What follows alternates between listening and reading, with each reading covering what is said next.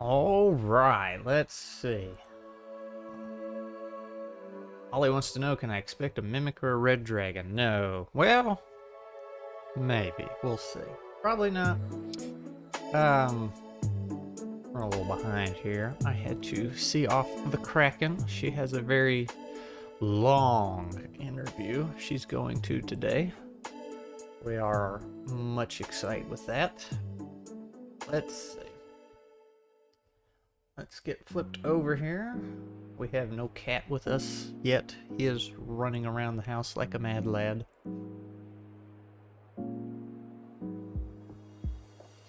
So I did mess up in the the YouTube post that I made. I said we were going down into the sewers. I forgot we did that last week. Matter of fact, let me get my chat over here where I can actually see it. See, we have the okayest DM and Dai Hachi Hachi. Welcome, welcome, welcome. The okayest DM. It wasn't your stream. I thought it was the first few minutes I was watching, and then I realized it was Frost Lady's stream. I forget her name, but it was whoever your GM was, I believe, for that session y'all were playing. I hung around for a few minutes. It's pretty neat. Also, well, yeah, because I chatted in the stream you did when you were working on concepts for your TTRPG, or what did you call them? The pros and cons kind of thing. Dang it, I forgot what you got. You were talking about, you know, the traits, right? That's a cool concept. I've always been a sucker for that kind of thing. Like the old Fallout games had it. It's like, hey, you can get this perk, but it comes with this side effect, you know, that kind of thing. And I think, what was that one game? It was the company that made New Vegas. They tried to do their own space RPG thing, and it fell. Outer Worlds, Outer Lands, something like that. It fell kind of flat. It wasn't very good. They tried to have that whole traits and pros and con kind of thing, and unfortunately none of the choices you made mattered much in that game. Dai Hachi Hachi. Did you get your farming done in Final Fantasy? It's been like a whole week, so, you know, hopefully.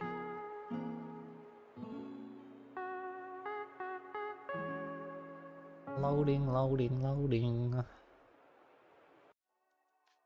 I have too many asset packs I gotta load.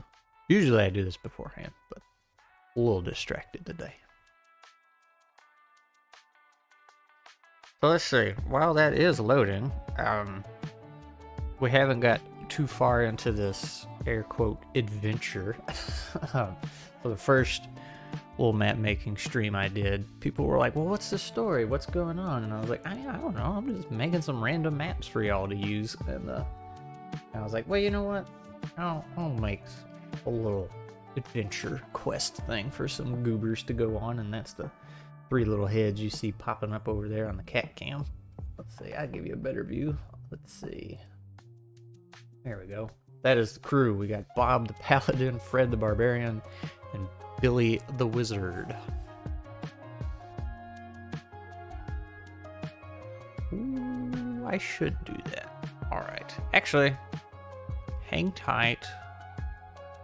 1 second. I gotta go lock the porch door as Kraken leaves because the wind is hecka blowing today and I don't want to lose no cats. Hang on.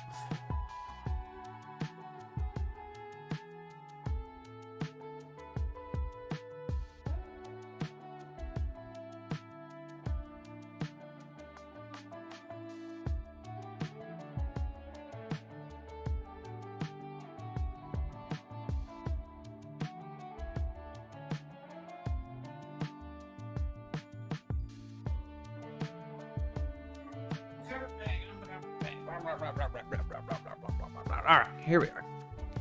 Very windy today. Yeah, so we got Bob the Paladin, Fred the Barbarian, Billy the Wizard. So, what I had started doing, you know, like some of my earlier videos, I was doing the 5e mods. And I was like, well, I should just, instead of just a video. I should have like a little handout document thing to write up, and then I'll put them in a shared folder out there for everybody to use. And as I was writing up the document for the magic dice, I think it was, I was just using some goofy names for examples. Like, oh yeah, Fred the Barbarian rolls this many dice, and Bob the Paladin does this, blah, blah, blah, blah. Just to show how it works. And I was like, tell you what, I'll take those guys, and those will be my characters for this whole map making thing. And I was like, well, I need something other than stick figures, so I went to Hero Forge and modeled them up, and I based them off some childhood friends. I say childhood friends, but we're still buddies 30 years later. So Bob the Paladin is actually a counselor now, which just amazes us all. I'm Billy the Wizard, that's why I'm holding a squirrel. And Fred the Barbarian, I believe I mentioned this last stream, Fred the Barbarian is actually no longer with us. We lost him to cancer. Golly, we just got out. Me and him went to the same school. We went to trade school. And he got out and he started working for Caterpillar. Big old construction equipment. And then he found out he had it. Man, he fought it for years, and it just got to be too much. I think he was 26. And for reference, I'm 35, and we were all the same age, so it's been a hot minute. But that's him. He was our little barbarian. So that's us. Three little goobers going on adventures. So anyway.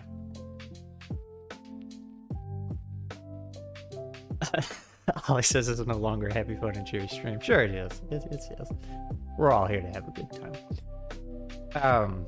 So these three goobers, they started off in a tavern, as all adventurers do, and they heard rumor of some thieves. Apparently they've been striking some shops more frequently, getting a little more brazen and bold, and one particular individual was talking to the barkeep. It's like, man, yeah, I got hit up twice this week, but they didn't steal any money. They just took specific plants and ingredients, because he was like a little potion shop. And he's like, that's kind of weird. So the party was like, hey, we do things. We'll go check it out. And sure enough, let's see, let me... Let's see. What do I want here? Bringing maps. We will call this hideout. Oh. So let's see. And there's what I had to make for our actual campaign. Small shop.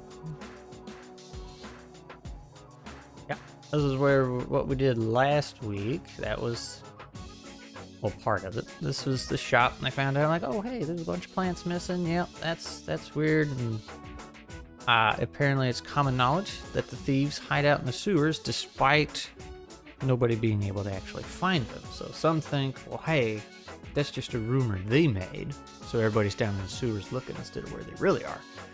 So the party's like, well, we'll go check it out. And then that, let's see.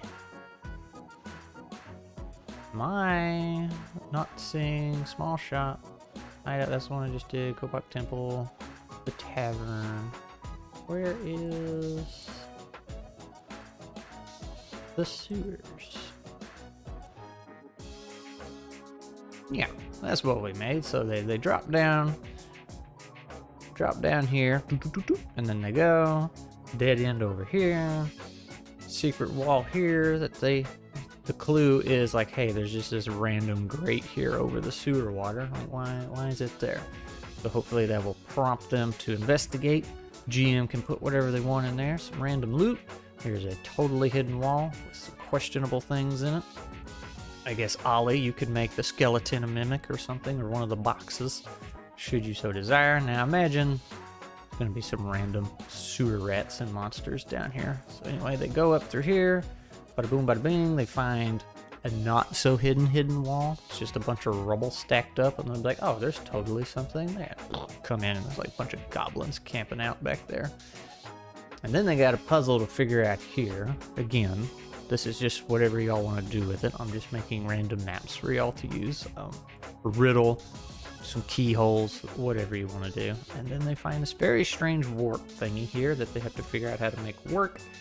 And that will take us to where we are today.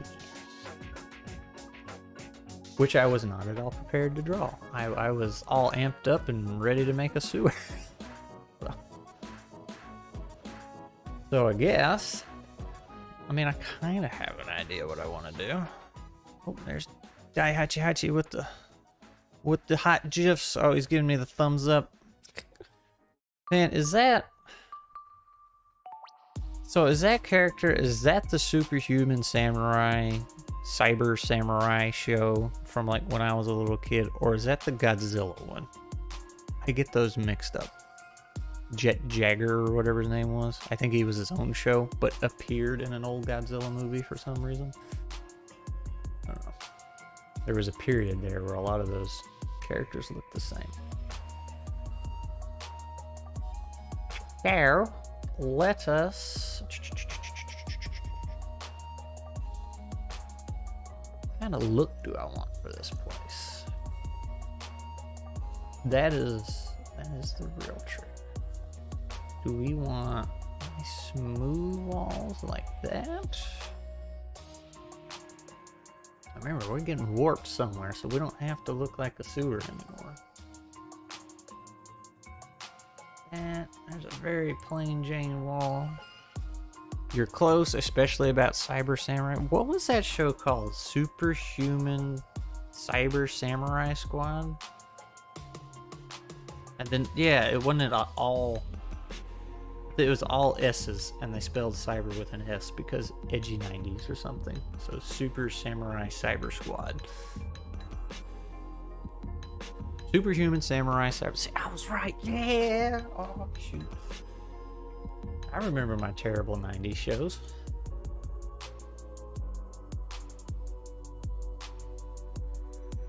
Original show is Gridman, the Hyper... That's right, I remember watching, was it Toy Galaxy? Channel. He deep dives into a lot of that stuff. I always thought Dude's axe was cool, that he had like transformed into a sword and shield and probably a gun. Kind of like that wall. Let's see. I feel like we should keep up with the stone. That looks a bit fancier. Maybe we'll do that. Alright. There's that. Please. We want that wall. What kind of floor are we thinking?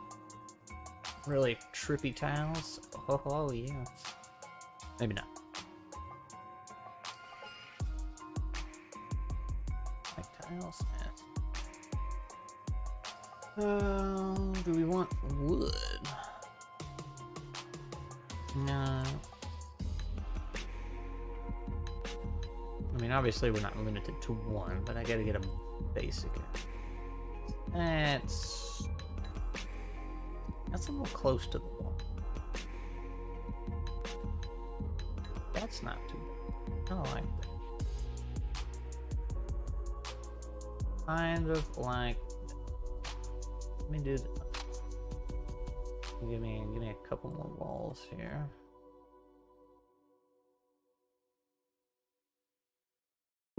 Same creators of the above GIF. It's from Ultraman Decker.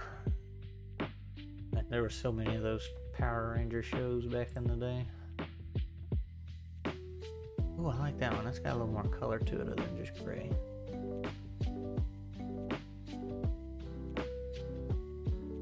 This would be way too bright. This might be too smooth. What is that line going through it? Ew. Oh, it's gross. Yeah, that's too smooth. I need a little rough. This is a hideout after all. Gridman has an anime. Not sure how old it is now, but it's more recent than the 90s show. Superhuman Cyber Samurai Gridman. Not sure if the title is a reference to the Samurai Squad. Yeah.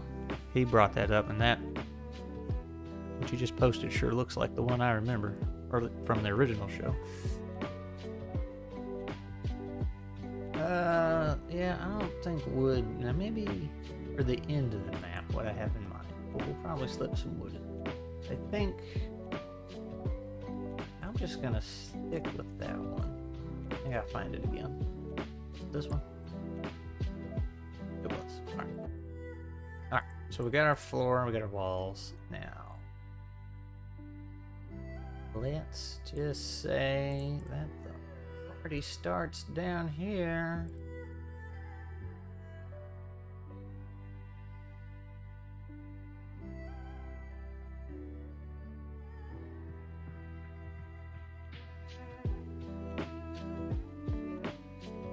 Yeah. I did it. Give me that.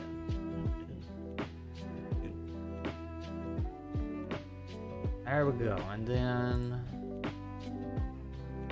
well, I know what's going on here. I can't spell stone.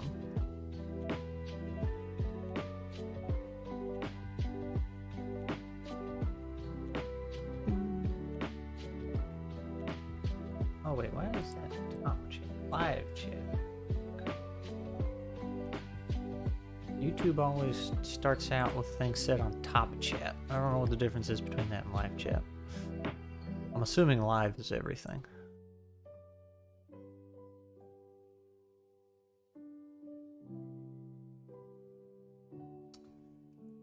Oh, there's the little altars. Alright, so I believe the color we had before. Put that right there. Party comes in right there. According to Wikipedia, it is indeed a reference to the Western title. Anyways, I haven't seen much of Gridman nor the anime, to be honest. And I haven't seen any of it, so I think I saw like 4 episodes of Superhuman Cyber Samurai Squad or whatever when I was little. And for some reason, I think it like came on at a weird time where me and my brother weren't available for it. Couldn't get to it.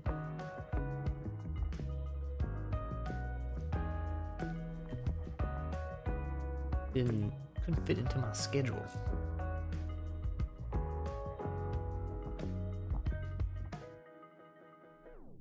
Oh, anyway, as I was saying earlier, you know, I was running around this morning because Kraken had a interview this morning. Well, this afternoon. It's like right at noon.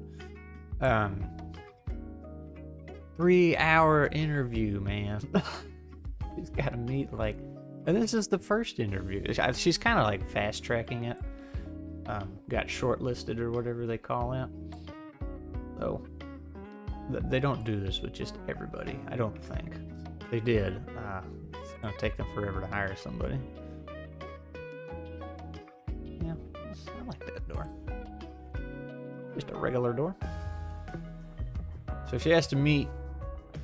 I haven't had more than 10 to 20 minutes interview. Yeah, she has to meet with, as a half hour with each person. And they're going to take her all over this campus. It's some big school thing. So, and for those of you who don't know, Gleeful Kraken is a graphic designer. She gets to draw pretty pictures and stuff, mostly for marketing reasons. She's pretty good at what she does. And she was sitting at a cushy job recently, and all of a sudden they were like, see you later. And she's, what? So it kind of threw us for a loop, but I mean, it threw her for a loop more than it did me. I'm used to that kind of thing because of the field I'm in. It's a little bit barbaric. So anyway, I was going somewhere with this. Yes, so she 3-hour interview today, so that's gonna be fun. And let's do a little armory or something here right by the warp. So she's going through that, and you know, Hachi, you were talking about 10 to 20 minute interviews. Mine can be about an hour. So see what I do, or used to. I left the field right at about a year ago at this point because I just couldn't take it anymore. Kind of trying to find something else to do with my life here. Not trying to make YouTube a career, that's for sure. This is just something I've wanted to do with some spare time and finally getting to do it. But I'm gonna put a little reminder in here.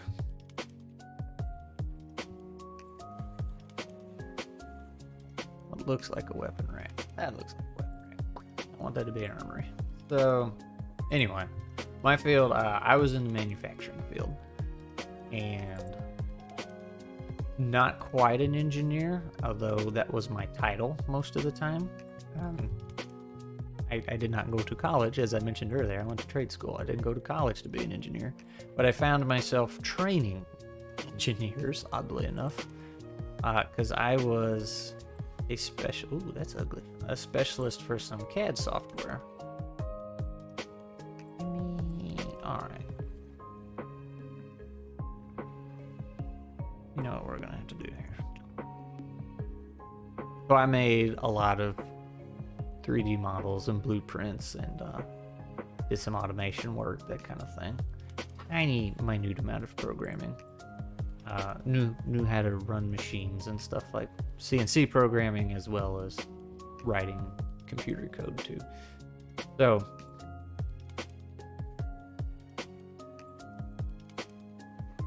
in my field, the skill set I had was in such high demand that, like, they didn't really care who you were. They're like, my interviews were mostly, can you do this job? And then I would go in, prove to them I could do it, and they're like, oh, sweet, you're hired, when can you start? So it's been kind of interesting for me to watch her go through interview processes. It's very different from what I had. I tried to learn CAD, but I don't think I'm cut for the work. Teacher was a great guy, though. I think I have a very minor certification because of it. So what, do you know the CAD program you tried to use? Because my teacher did this on purpose. He started me off in Mastercam, which is primarily meant for kicking out what they call G-code for CNC machines. But it has its own drafting capabilities, and I use that term very loosely. So he started me out drawing in that, and it was abysmal. I was like, I don't know how people do this. And then I got to experience a different CAD program called SolidWorks, and I just took it and ran to the hills with it because it was so much better, so much easier, so much more intuitive, and I made a living out of it. So where I've seen people try and use AutoCAD, and it's like, bro, you gotta, don't do that. It is a relic of the past. Good for wiring diagrams. That's about it at this point. Let's see. Let's have, in case y'all haven't figured this out yet, I tend to like having a little toilet hidden in my hideouts. Gotta have a bathroom over here.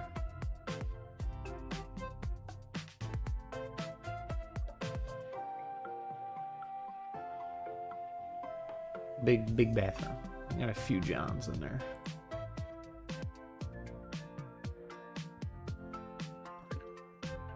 How do I get rubble for toilet?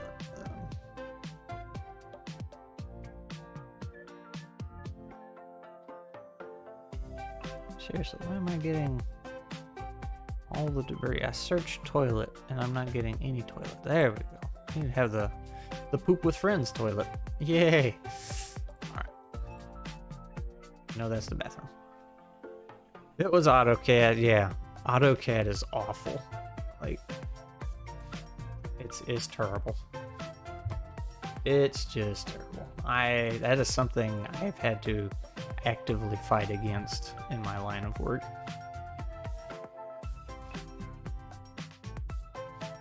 Because there's a lot of old timers who, you know, that's what they started with, and in AutoCAD's defense, like, it was an amazing tool when it came out, but, you know, that is just not the case anymore.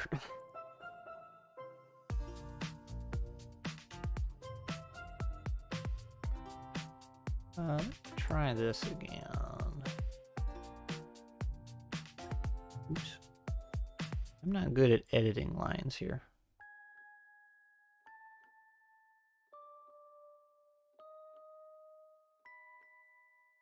I need an extra line.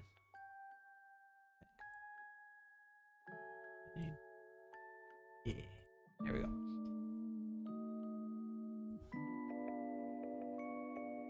But yeah, there's a lot of people that they like, AutoCAD this, AutoCAD that, and it's like, it can't do what modern CAD software can, because it's not meant for it. Like, that's, AutoCAD decided to stick a certain route, and I won't say they fell behind, but like, they're just not as relevant anymore. Because there's so many things that modern CAD software can do that AutoCAD can't, like literally anything 3D. Yeah, and I'm in Florida, probably up to the state whether or not the school can even afford better software. So, on that note, after I finished trade school, got out in the field and stuff, the guy who taught me went on to colleges, and he brought me in to teach some classes. And I got to see the inner workings of how colleges and schools work, and I am horrendously disappointed. Like, there are teachers get in there, especially the ones that have tenure, you know, and can't get fired, and they will argue like, oh, we still need to teach mechanical drafting. And it's like, no, you don't.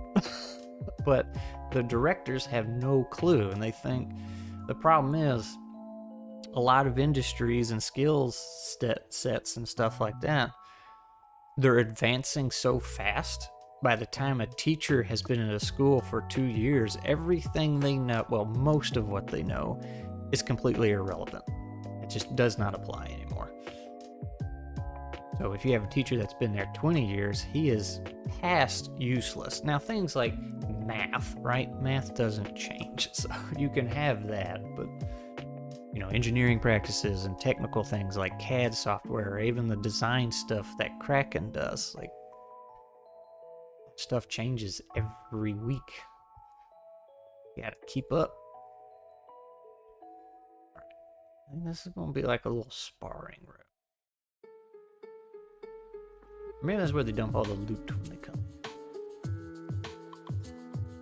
I know I'm probably gonna have to make this map a little bigger. Of course, that's what I said about the sewers too, and I didn't end up doing it. Managed to squeeze it all in there. So, getting back on topic here, what all would be in a thievering hideout here? I know the end of the map where they get to the boss or whatever. They're gonna find it's gonna be a wizard. He's using the thieves to get him ingredients and stuff, so he's gonna have a lab somewhere. And I wish, it's one thing you can't do on this program, I wish you could like draw a room, just drop one down and say like, yep, and then dress this room up and then slide the whole room around, but you can't do that. Or at least I don't know how. I don't think you can. Is there a pile of mostly worthless junk? There could be. I suppose we need like some bunks too, right? We need a room full of bunks. So we could put that right here, couldn't we?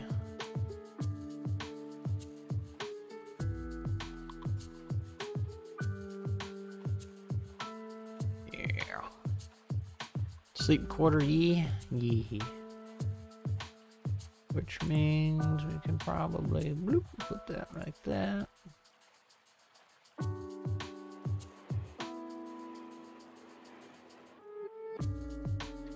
Always forget to do that. Always leave an opening for the door, but I actually need a wall to put the door on.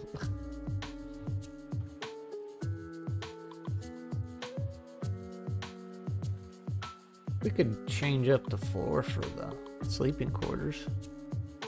But you know what? Let's see. Bed. Just let them sleep on stretchers.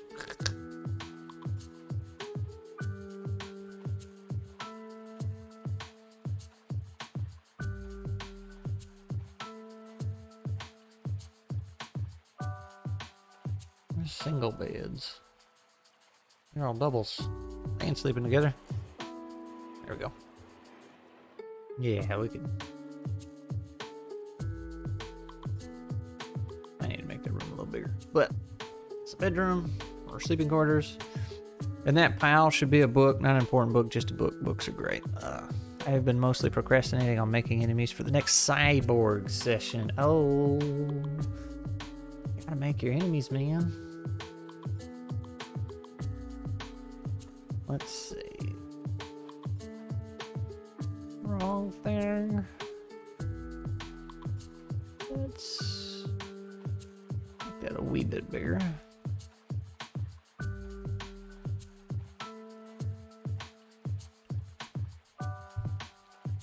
I feel like I need a little secret room over here.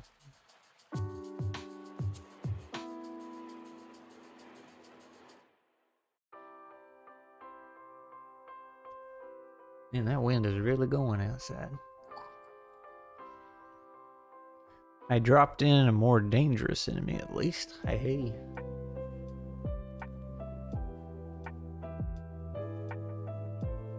Let's...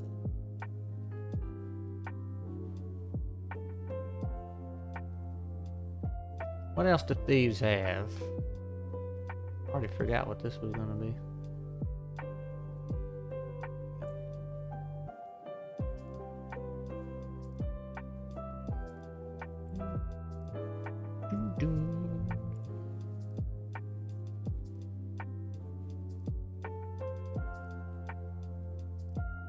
Weapons.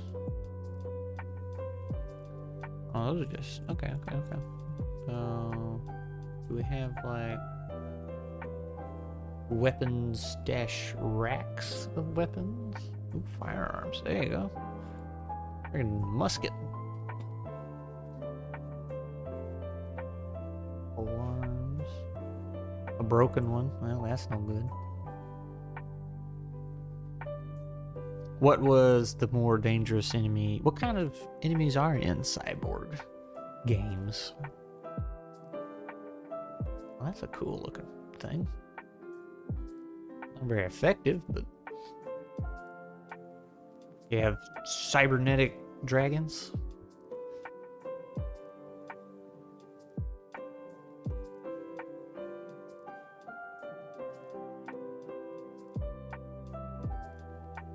Let's see, storage racks and stands. Here we go. Now that's like oriented the wrong way though. Why would that be laying down? Also, has a very long pole arm. It's like 20 feet long almost.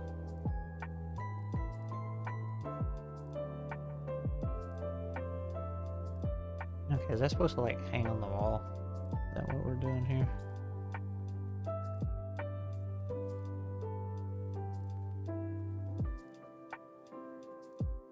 We're not doing any jousting. There's an empty one.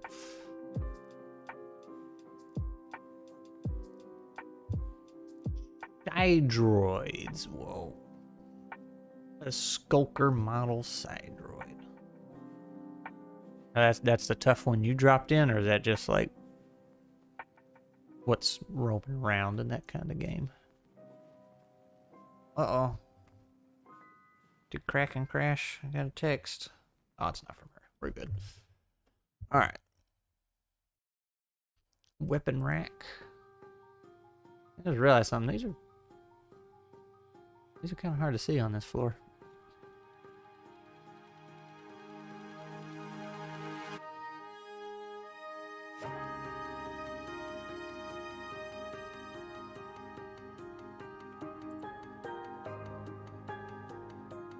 There's an empty one. Those are some brutal weapons for thieves. Bunch of hammers, picks.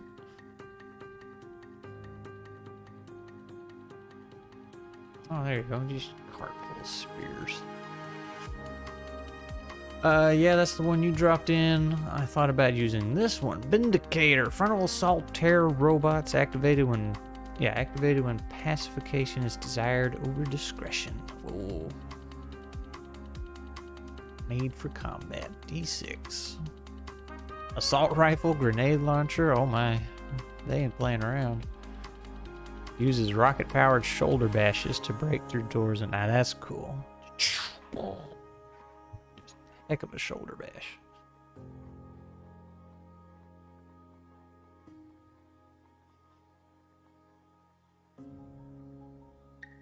Why don't we have a sword rack? Why is it picks and hammers?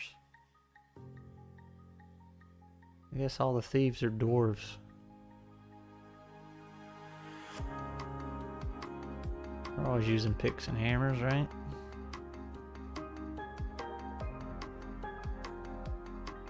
Drive my something like that. Or in Barden's case, you can just talk about Cousin Oakley.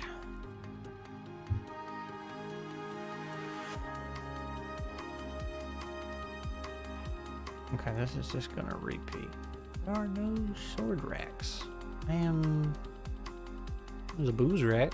That's important. Cousin Oakley! Yeah, you know what I'm talking about.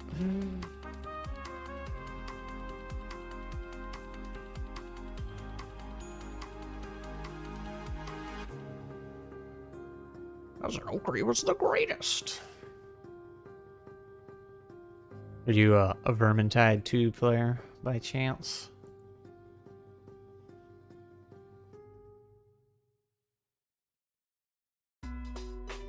Let's see.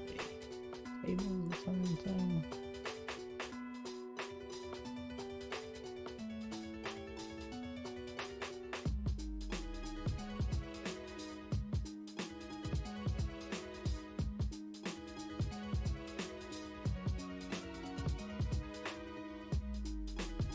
Yeah, Vermintide 1 and 2 and Darktide, though I'm waiting for some of the more requested updates to come to Darktide. Yeah, I've been following that one.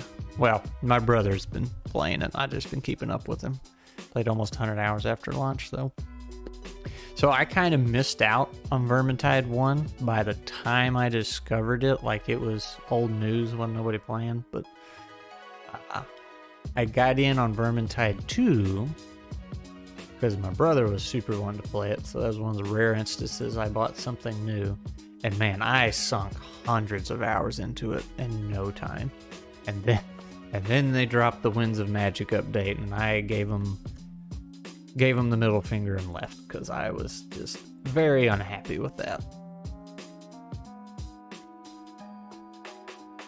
Vermintide 2 was great. It's not as bad as it was. They undid a lot of their changes from what I've seen, but even then, it's like, it kind of ran its course for me. So I miss.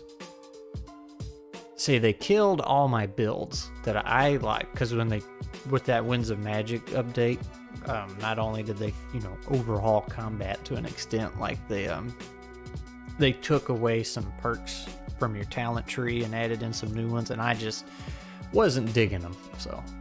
Kind of ruined it for me.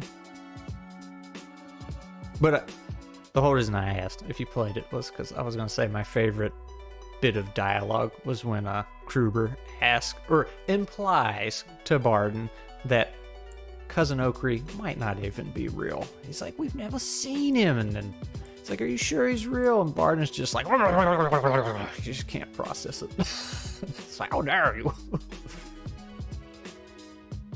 The dialogue in that game was so good. These stairs go up. Classic Barden. A lot of my favorite dialogue comes from Marcus. Yeah. Oh, Krubs. Well, it's well written, but those few voice actors just absolutely carried it. Like they made it. So friggin' Victor, isn't that his name? This is crazy witch hunter guy. He's great. I smell the heresy on the wind. Wah! So good. These are broken. I don't want no broken weapons. Ooh, arrows. We like arrows. Those are good. Those things come long. A 5-foot arrow.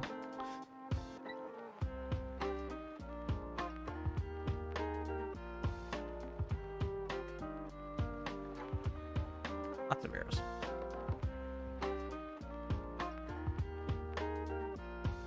Oh, there you go. Just put a regular arrow in here.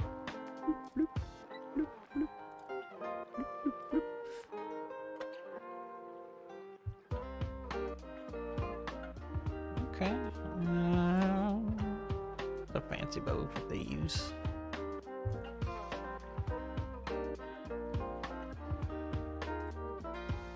Look for swords. There's some daggers. I need a number 1 through 6. Yeah, what Hachi said there. Number 2. Okay, these look more like normal weapons.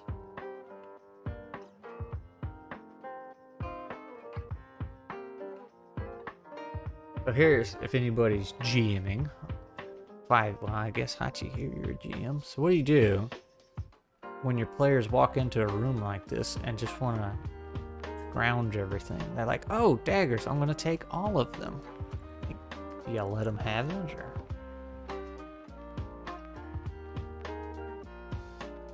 Because I like putting a ton of stuff in my rooms.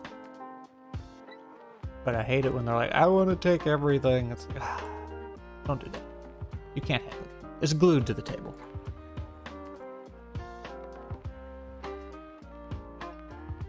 They don't really do that, but I worry about it.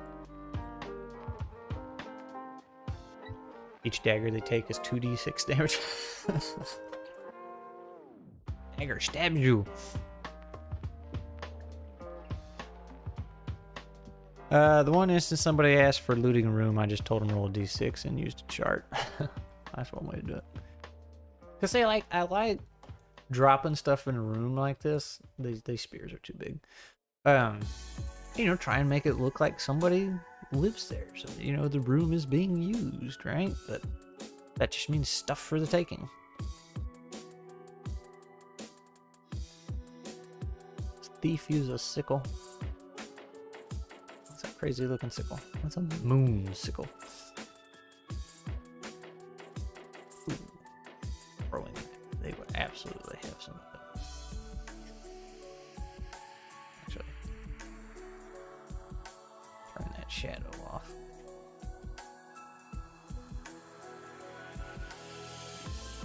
At least on the last session, I didn't plan much beyond the layout and what would be on each floor. Generalizations, being a bit more detailed on this next one, though. Got some throwing stars. These are a little more normal. These thieves are ninjas. And it could be. It's up to you. You're the GM. Whips. Ooh.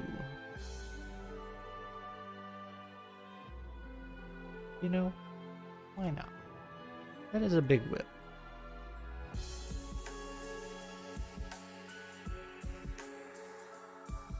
Broom. Alright, one of the thieves is a witch. Here's some swords. Those are fancy. Do we have something less fancy? They're just thieves, man. There you go. Sephiroth lives here. Time to scale that down. That's like, okay, actually, you know what? Let's just put a big one on here. We can't say it's Sephiroth's sword.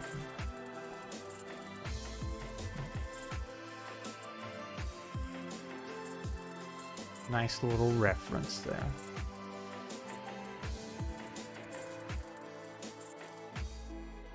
Make that look more like a small sword instead of a great sword.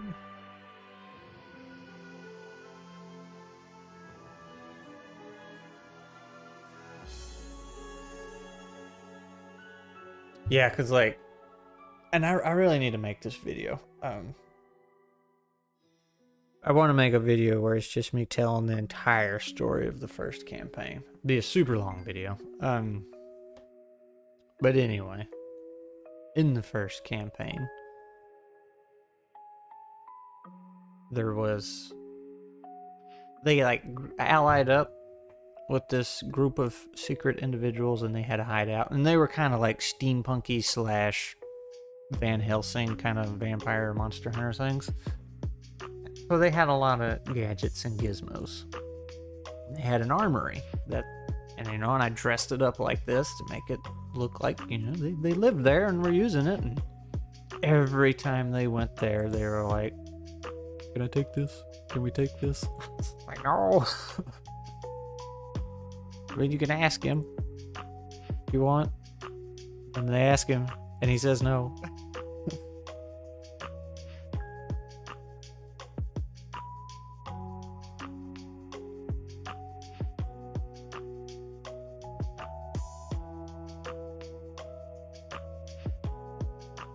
That's good enough.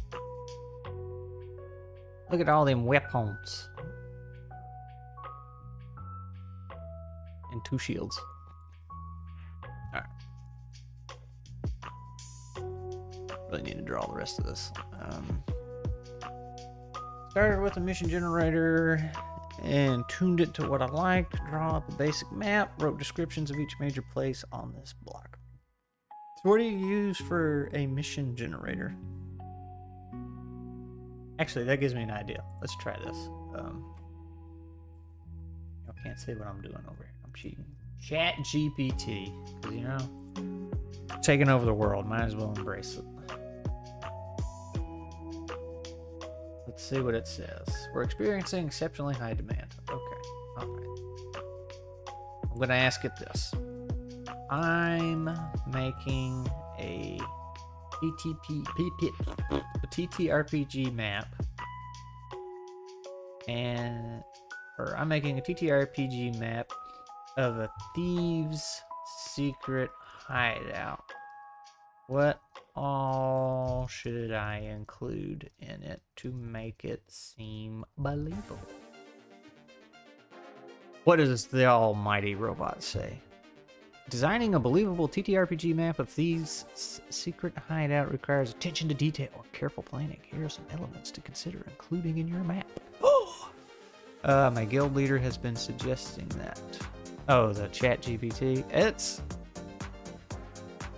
So, it comes up a lot in my circles, and I'm like, it's a great starting point for things, and not just like TTRPG, I mean in general, just whatever you're doing. Like, it's a good, if you're having trouble getting started, like where to look, what to do, ask it something, and then you shoot off from there. But most people want to use it as the end-all be-all. And it's like, no. But anyway, it listed some many things. It says, to make it believable, entrance and exits. A secret hideout should have a hidden entrance, such as a trapdoor. Well, we got that covered. We got a warp in here. Living quarters, the hideout. The hideout should have living quarters for the thieves, including beds, blah, blah, blah, blah, blah. All right, so we got that. We're doing good. We're 2 for 2. Storage areas. We're 3 for 3. 4 meeting areas. The thieves may need to gather to plan their next heist, so include a meeting area. All right, that can be this little spot right here. Or maybe down here. Or somewhere else. Thieves have a conference room. Security measures. Consider including traps, alarms, and other security measures. So that was the whole point of the sewers.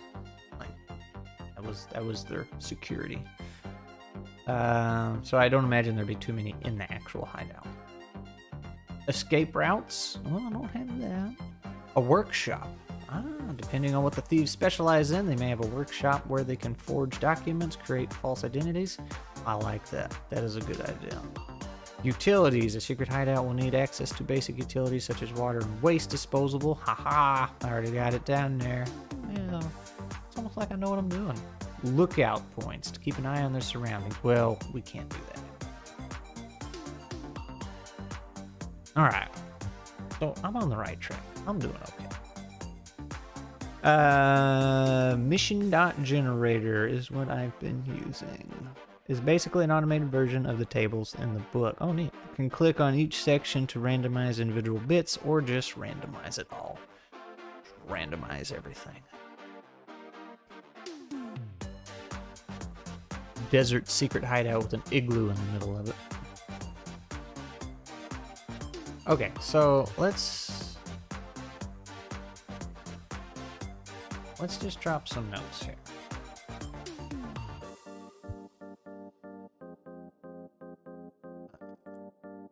Storage room. I don't know what this is gonna be. Could be another storage room. Yep. I mean, they be thieving, so probably got more than one. Also remember this book I bought. What did you bought?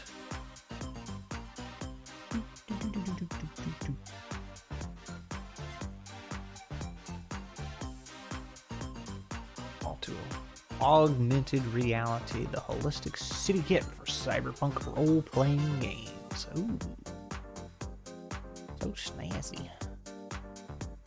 Alright, what did I say? I want a conference room. That's right. Tell you what, let's do...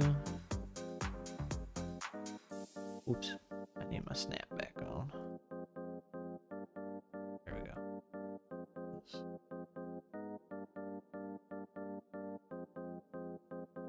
This can be a long hallway.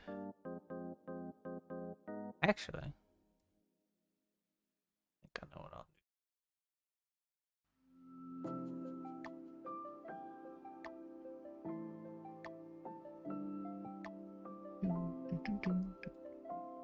I've been using it to fill out or get inspiration for details on places or NPCs.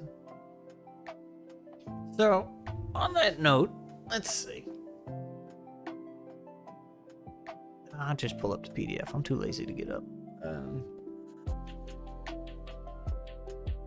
Easy D6. I feel like it had some stuff, whatever.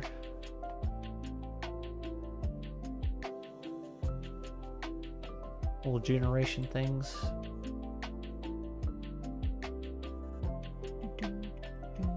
They open with not the internet.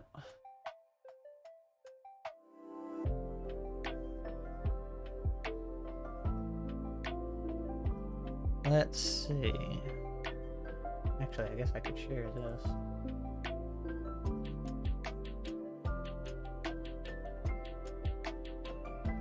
There we go.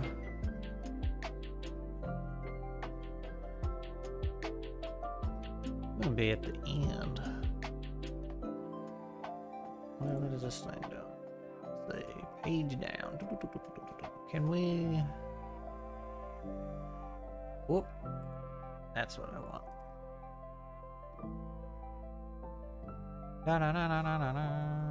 I'll show you the whole book here. Where? That's the monsters. Magic treasures. Scrolls. Potions, jewelry, trinkets. Alright, let's see. Magic armor. There's a little thing for coming up with your own stuff. Very simple, very simplified. Roll for a type of weapon, roll for an effect. I was thinking there was a...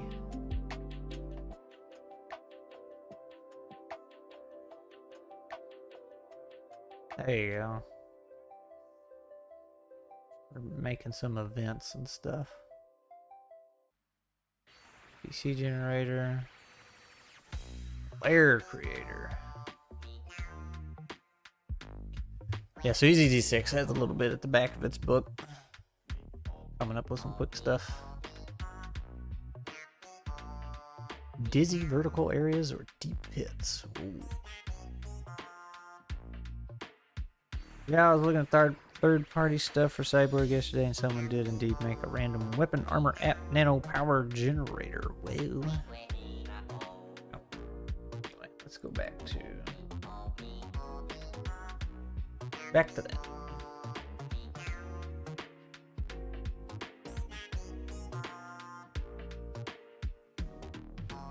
Picked up a driving rule supplement for a few bucks. Well,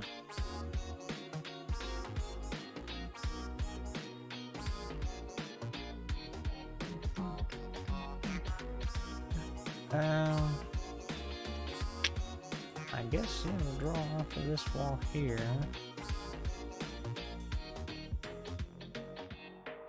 Kind of open up the hallway a little bit. We had a little stint of vehicular combat at the end that I just winged it last time. Whoa. The mad car chase.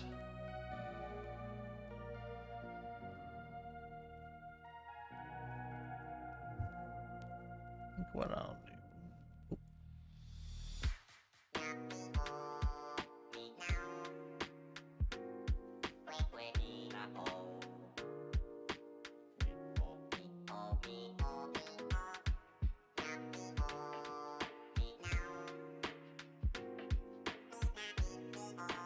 We'll have two.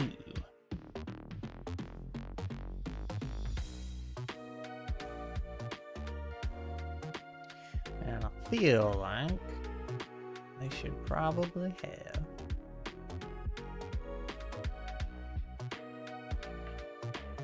I'm gonna do this.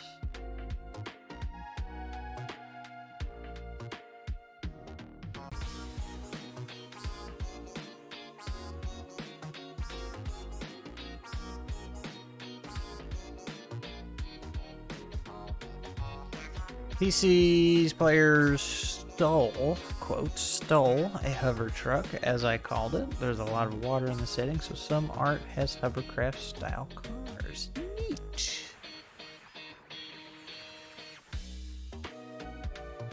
Oh, seems I was on the right track based on this supplement.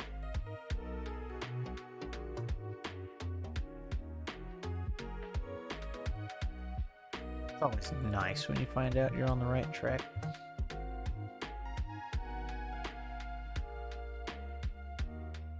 Alright, so let's make... Just described it as something like a SWAT band with the hovercraft style airbag thing under it and jets for propulsion. That was more than I would have done. I just would have told him like, hey, it's a vehicle and it hovers. Don't ask. I'm a terrible GM.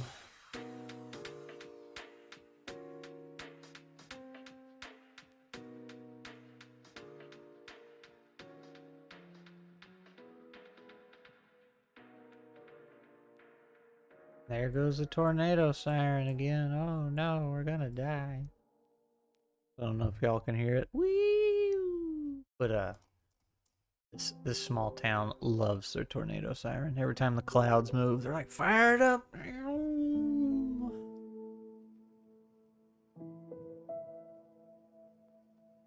Bunch of ninnies.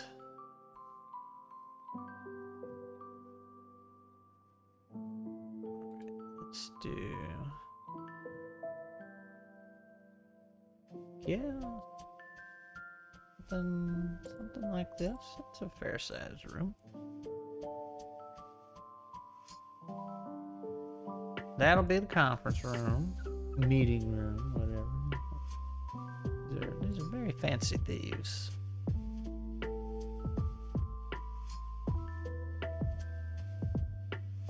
Whoop.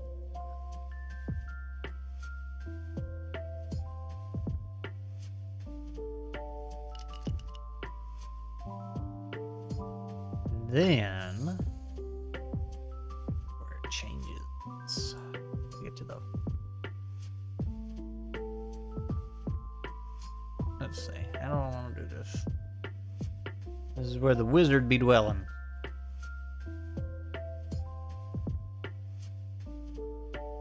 So it'll probably, oh, I did that.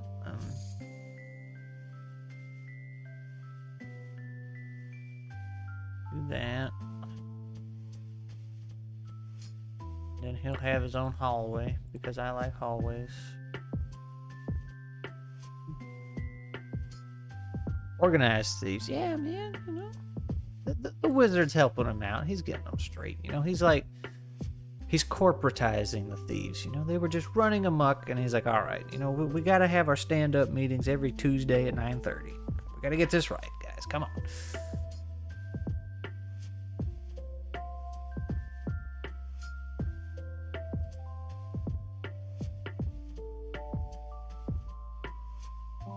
Thursday, Fred brings donuts. Not to be confused with Fred the Barbarian. This is Fred the Thief.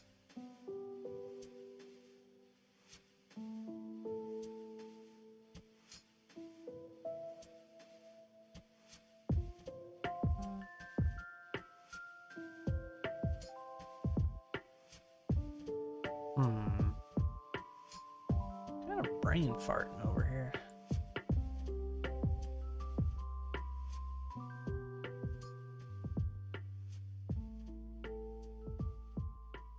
He can have...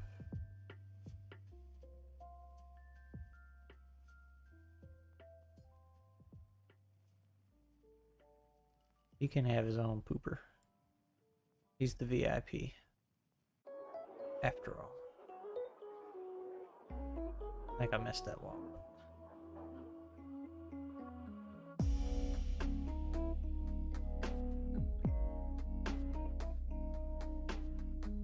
No, that'd be fine.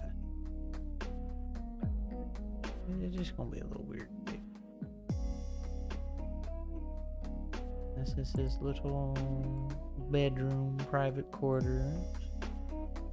When he gets up in the middle of the night and has to go to the bathroom, he has to go all the way over here. It's a crying shame, really.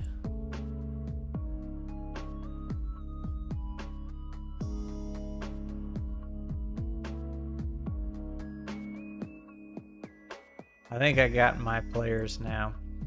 Whenever they see a long, narrow hallway, they're just like, oh no. They don't trust them long, narrow hallways, man. They know it's either riddled with some kind of booby traps or it's the funnel towards the boss.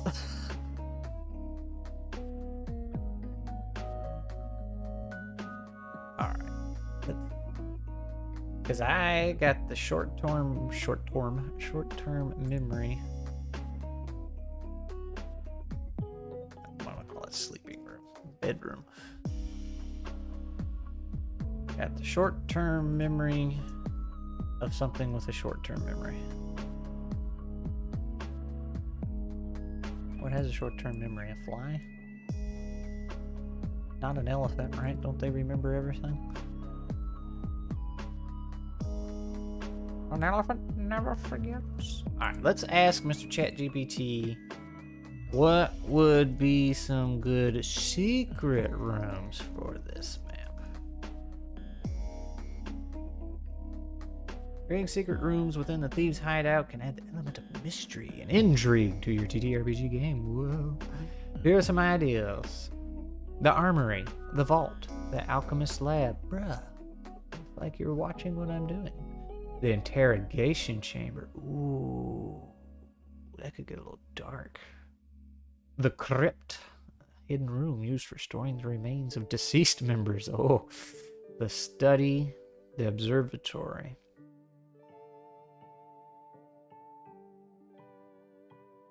So we could have like a couple basic storage rooms like we got here, and then a little secret room off to the side full of gold. You tuck it up in this corner or something. It's like a series of locks and puzzles you gotta get through. Ooh, I like that. It could be its own little side quest. Ollie says a library for books and something. I think that's a typo.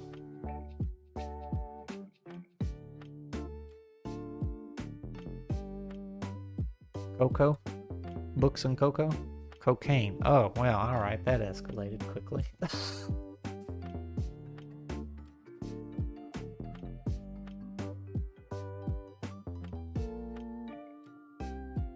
Well, the wizard put a stop to all that. He's like, we're not doing that. Not on my watch.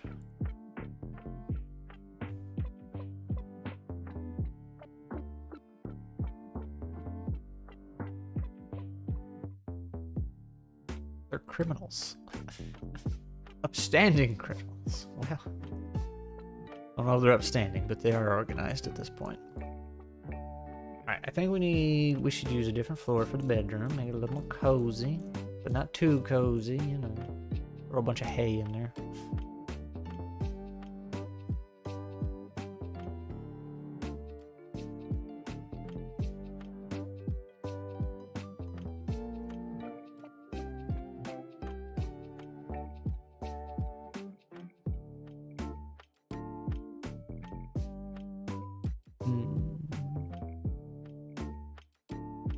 Though hot cocoa is a good idea. I mean, who doesn't like some good hot cocoa? I mean, I prefer tea, but speaking of, I forgot to have mine this morning. What is this? Hatching pattern. Wow. Oh, that's like the whole drawn map style. That's neat. Acid. There you go. That's just a room full of acid. Ah!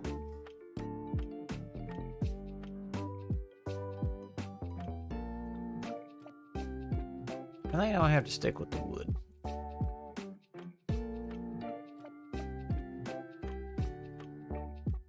Basic wood.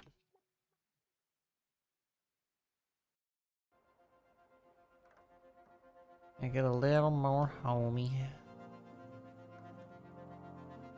Hope the stream is going well. Can't join because of work, but best wishes. Sad to hear it, Mr. Hamster Man. Oh, you can't hear me?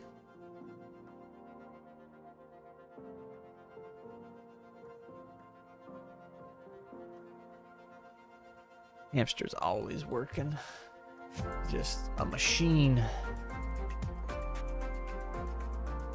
Actually, I don't even want that bed.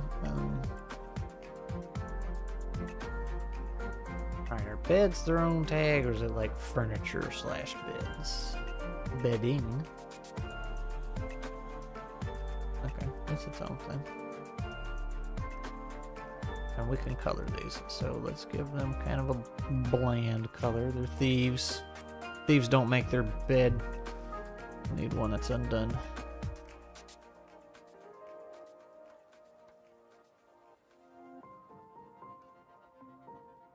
Seems like a big bed.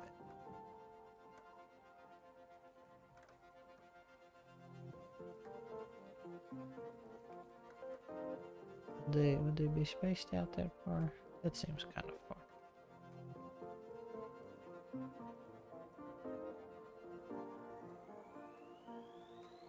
I guess you could say, like, yeah, these are totally bunk beds. Matter of fact, bunk. What are these? Palm tree trunk. Okay, alright. No bunk beds. Unless double frames, hammocks, hay, mattress pillows. No bunk beds. Ridiculous. Am I the thief then? Why would you be the thief, Ollie? Because you prefer sweet tea? Really sweet tea? You like that southern sweet where it's just syrup for your pancakes, more or less? Oh, you're in a bunk bed. Oh, you don't make your bed.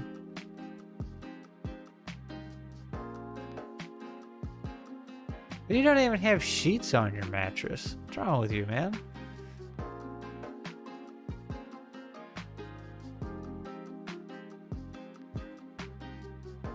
I at least have sheets on your mattress. I don't care if you make them or not. Oh, you did have sheets till today. Okay. Had me worried.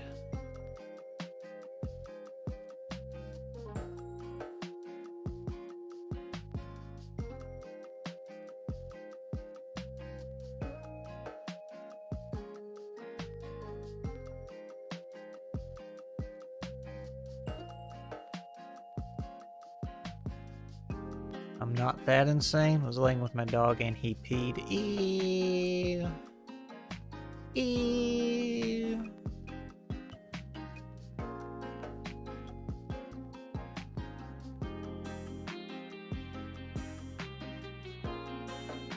Furniture.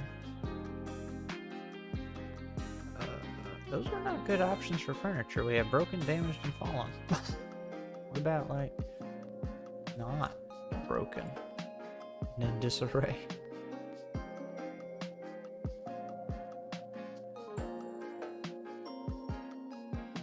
Okay,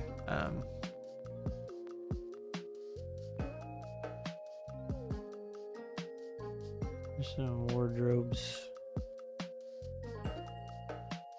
Gotta have your thieving duds in here, you know?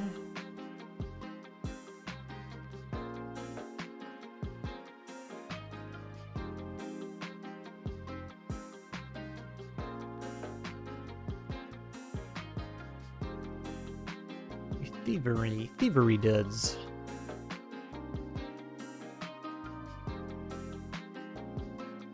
Okay, we'll just double up on it. And they'll do their room a little differently. Because each thief is unique. Do we have boots? Just a pile of, well, that's a pile of books. I wanted boots, not books.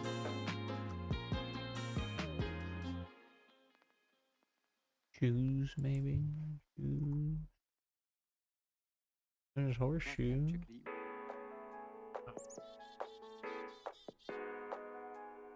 Clothing.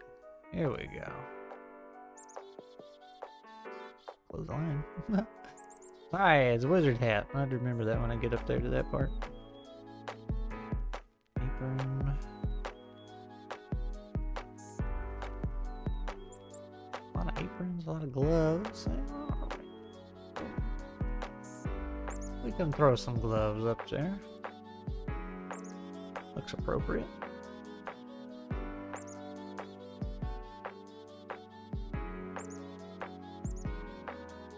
Mix and match the colors a little bit, I guess. Just have a random uneven glove. No shoes. I know I've seen shoes somewhere. But a coffin. I think I will adjust the weapon of the skulker just to make it a little bit scarier. You're gonna give him a disintegration ray.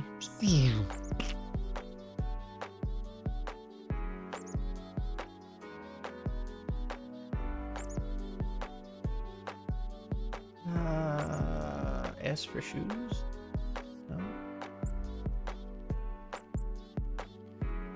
What, okay. Foot, maybe? Footwear? Probably gonna get a severed foot. Looking for this. Fruit for some reason. Foot fruit.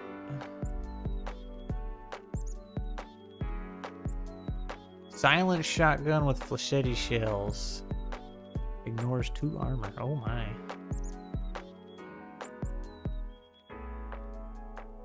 I don't know what D5A means. I'm gonna be honest with you. Is that something for cyborg game? Way they dice or something? Or am I just kind of brain farting?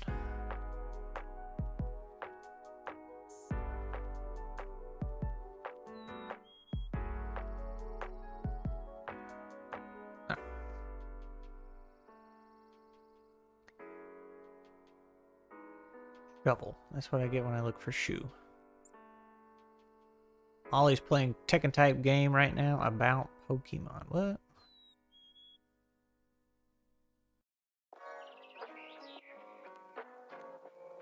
Get around with your eyes closed.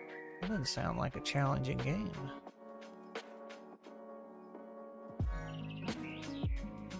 Yeah, you can do up to 5 damage on a roll. The A means it can be auto-fired. Ooh, if they do that and hit, it can shoot up to 3 times. Or attempt to, anyway. Wow. So, how's the silent shotgun come into play? Is this... I mean, like, how does the silenced part of the shotgun come into play? Are they going to be shooting at the party and then they won't be able to tell where it's coming from? Or... I guess I just kind of assumed they were going to walk in the room and there was the big bad guy. But if he's skulking around, as goes the name...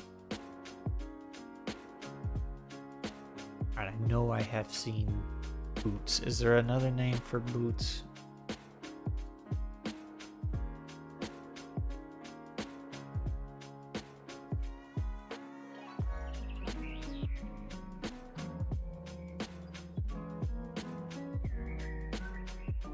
Or shoes, adventuring gear. Are shoes part of adventuring gear?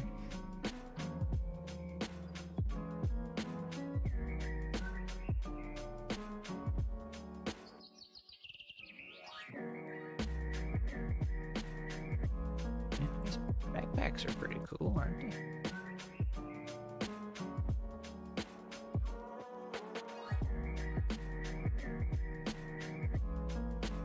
I'm thinking about it attacking from a rooftop. Or window above ground level at least. So you're going to be attacking from a rooftop with a shotgun. Would not be my first choice of weaponry. Were I on a rooftop doing such questionable things. So I don't know, maybe flechette rounds are more accurate. I don't know. I was actually kind of thinking they were less accurate. But it is also a game, and you know, it really doesn't matter.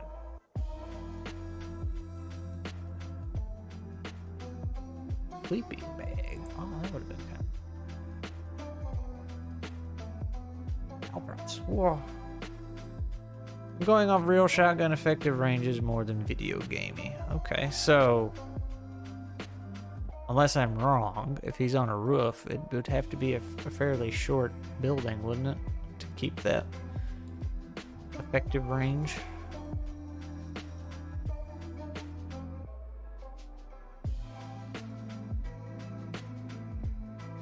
Animal, archery, arrow slits, barricades, bars, encounters, blah, blah, blah, blah, blah, blah.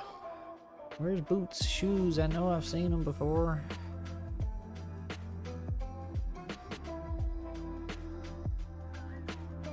Actually, you know what? One thing I can do. Let's see. Where is... Oh, I broke it. Let's see. Dungeon Draft, Custom, Assets, Unpacked. Boot. Searching for it this way seems to work better. Nothing. Damn. Nothing for shoes either. Man, maybe I'm tripping. Maybe I just imagined that. Ah! Oh, those are footprints. And many much of them. Footprints. Yeah, alright. I guess I just imagined that one. Ollie's got to walk the dogs. Hachi may be debatable with flechettes since I don't know how far I'd be able to reasonably hit with accuracy. Buckshot can land pretty accurately a few hundred yards. Well, how about that, Aru? Gonna be from 2 stories.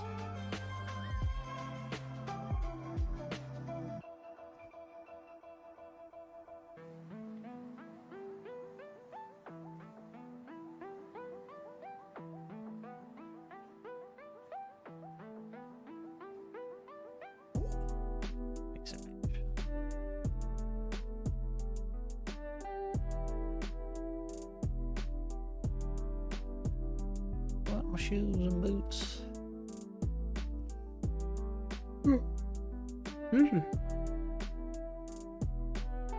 It's gonna be a cool guy though. That would be kind of a neat scenario though. You know, your party's creeping through whatever area, and then you don't hear the just all of a sudden somebody takes damage from a shot. You're like, where'd it come from?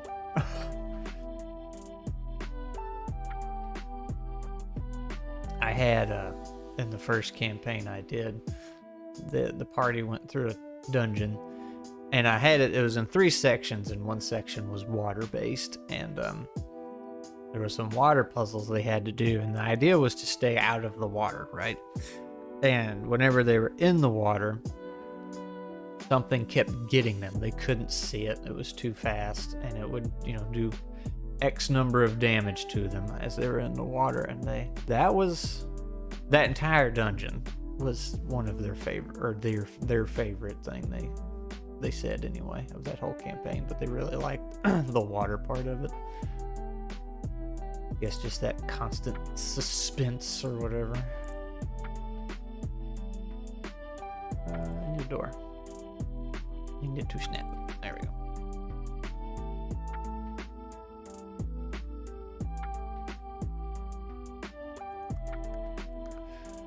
Yeah. Alright, now we can continue with Funky Floor. Gotta find the one.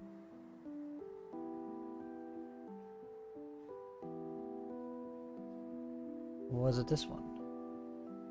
It was. All right.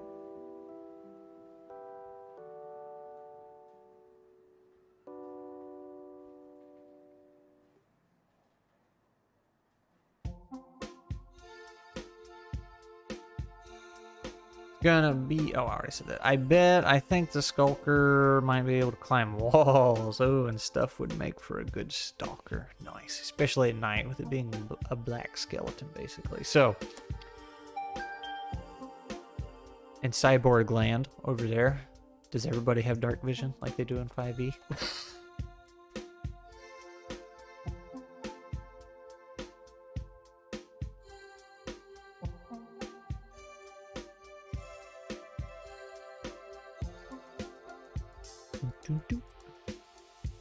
Have a fancy conference room. Ooh, that's a little too fancy. A little too fancy.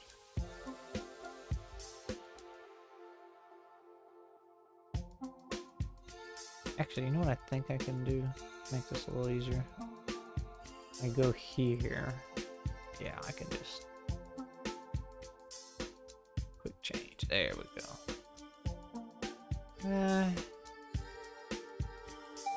Not terrible.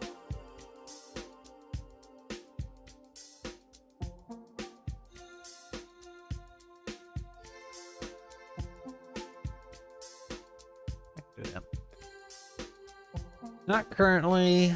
I don't doubt night vision is something a player could get, though. That one instance of looting ended up with the guy getting a cyber tech that allows 360-degree vision. Ooh, called Buzz Eyes. Whoa. You know, speaking of vision, that is something I'm torn on. Like, and I'll show you what I mean. Let me fire up Foundry real quick.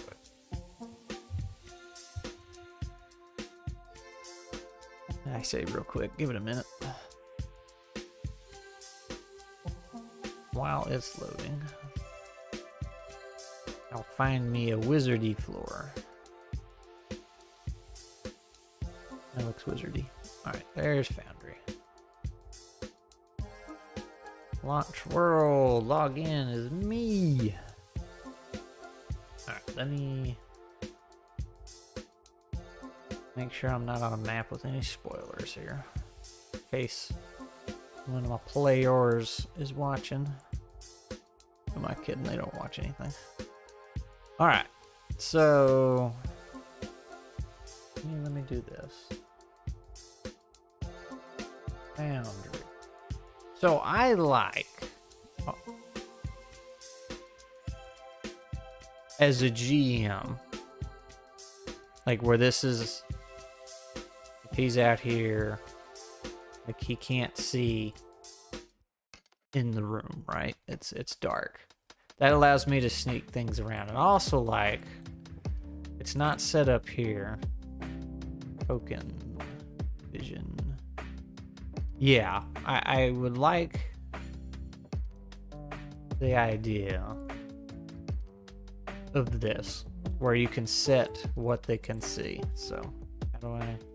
Yeah, and then he can rotate. That way I can, like, sneak things up behind people. You know, things can move around when they're not looking. Like, as the GM, I like that concept, because it allows me to do some neat things. But as a player, I'd rather just see the whole map and pretend I don't see things. Like, I've played where we had the dynamic vision on like this. I mean, you still had 360 degrees, but like, I don't know. I just find it super annoying seeing all these little slivers and stuff. And it's just, just let me see the whole map. Or, you know, one whole room at a time or something. So I'm torn on it. The people I'm playing with say they like the dynamic vision, so I leave it on for them. But I would be perfectly fine with turning it all off too at the same time. Back to Dungeon Draft. Let's see. Buzz Eyes. Zoom, heat vision, night vision, ultrasound. Oh my. Pretty cheap vision device here. I would guess that maybe GM decides the limitations of those options, but the idea of a cheap tech is also a thing, so I don't know. I do mostly theater of mind. When I get Foundry, I need to see how it goes because someone made a module for Saturn. Ooh, did they? Also, Foundry just recently got an update. Well, recently. Their last big whole number update, full version update, had a lot of vision stuff, and it also, they added some vision stuff, but then they also, if I remember and understand correctly, they opened up that whole section of it to where, because, you know, Foundry's pretty open as it is anyway. That's why it has 1,000,002 add-ons you can download, but they made the vision stuff more accessible so people can start making stuff for it.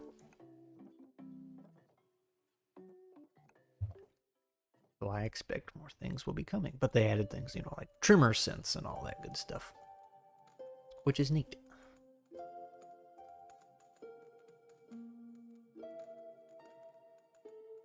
Say there. Whoa. That won't give you a headache at all.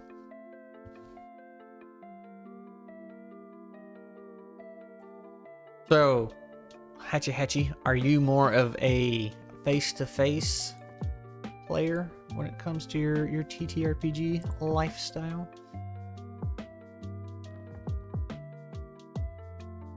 I don't think I've met anybody that said they prefer online to face-to-face. I've never done face-to-face. I've only gotten to do online. I feel like I would prefer online in the end, just because it's like, hey, I don't have to go anywhere. I don't have to. It's just easier for people to meet up online, you know. There's less cancellations and stuff like that. But my biggest gripe about playing online is, you know, not everybody uses a camera, so you can't really get all their facial expressions. But even then, even if everybody used their camera and had a good quality mic, no connection issues, if everybody had fiber internet, there's still like this quarter-second delay for all voice stuff, and that is enough to cause endless interruptions and talking over everybody. Even if you're not the type to do that, you know, if you're very conscious about not talking over people, like, you still end up doing it because it's just that little bit of lag, man. So far it's just been over Discord and VTTs, but I would like face-to-face. Convenience is a big thing for online. Yeah, my group could do face-to-face because we all live around here, and, you know, a lot of people are like, oh yeah, it's the social part of it, yada yada yada. And it's like, yeah, you know, I can see that, but same token, like, I am not a social person. Like, I enjoy my TTRPGs. I enjoy getting to hang out with those people online because, you know, two of them, so our party, it's like two of them are in Canada, one's in Singapore, me and Kraken are in the States. Like, we're all over the place. There ain't no meeting up face to face for us. So, but like, if I had the choice, I still feel like, I think I'd rather do it online. Because I don't know. And I'm not the type, it's like, oh, I get so anxious, I can't handle social encounters. Like, you know, I've done presentations, spoke to the crowd, all that stuff. Like, that's fine, I can do it. I don't have any trouble with that. I just, if I have the choice, go out and hang out with friends somewhere or stay at home, I've always been like, yeah, I'm just gonna stay at home. I just don't want to go out and be surrounded by a bunch of people. It doesn't appeal to me. Said the man throwing himself out on YouTube, you know.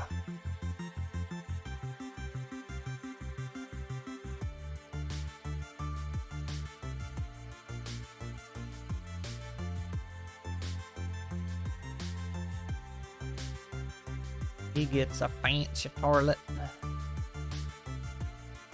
His own personal pooper.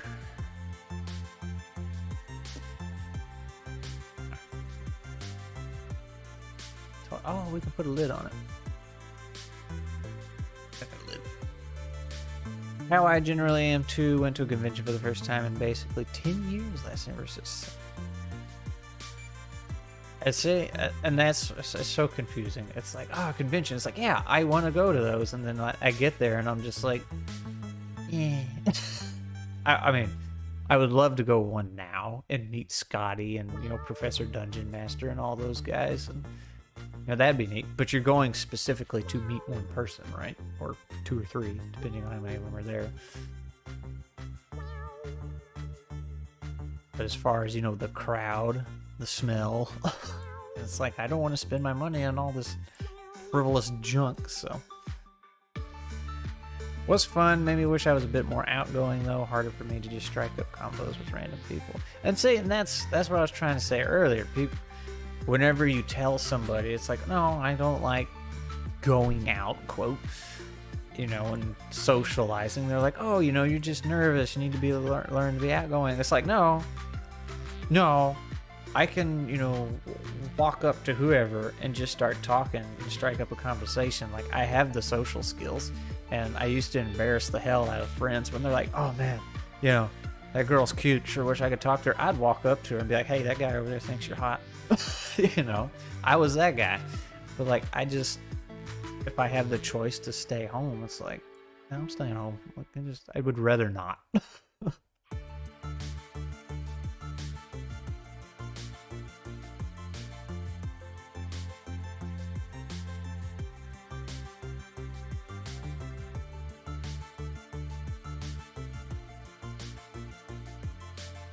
We might have maybe a basin. Okay. Let's do we have tiny tables, like end tables? Actually, we could be super fancy. I mean, he is a wizard. He gets to be fancy. Ollie's back. He ended up doing some dishes too. One-on-one is always easier for me, to be honest, with strangers anyway. Yeah, so, and that's funny, like, when you get to talking about delivering a presentation or a speech or whatever to a crowd, I find it the larger the crowd, the easier. Versus it's like, okay, if there's just a few people, that's incredibly nerve-wracking. But like, when you have a huge crowd, it's so much easier to work. Like, you can gauge better because you're getting, a lot more feedback.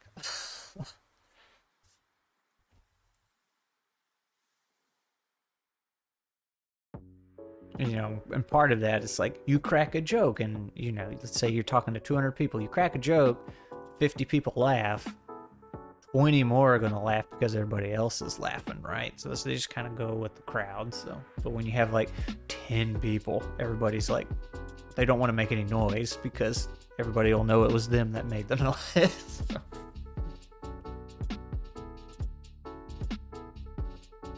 Just little tricks you can do.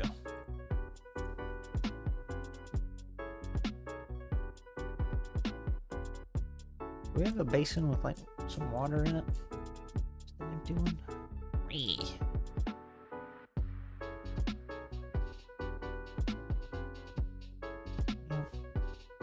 Can we just water?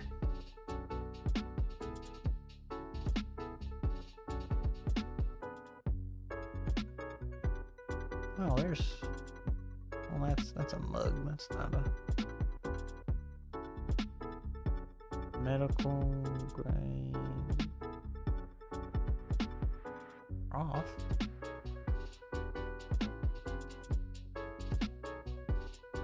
Could do that. No, it's kind of hard to see.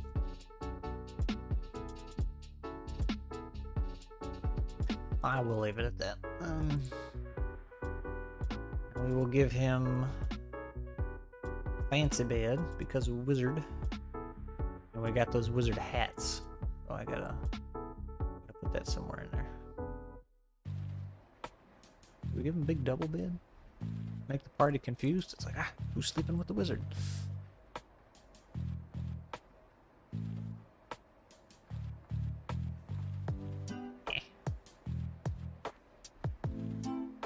We'll make it a different color though. His will be all nice and neatly made. He is a wizard. He's neat and orderly. He's the corporate wizard. Whipping them thieves into shape.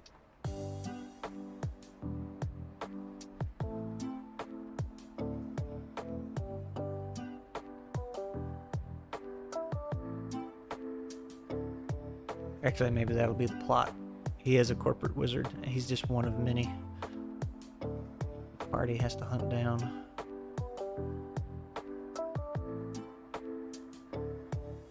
That is a big table.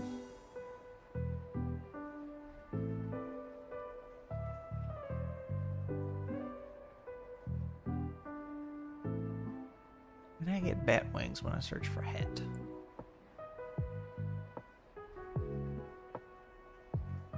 There's a wizard hat if I ever saw one. And how about an orb? You gotta have an orb. Just a random orb. Alright, now we got a lab to make. Alright, actually. Guess we could put a wardrobe in here.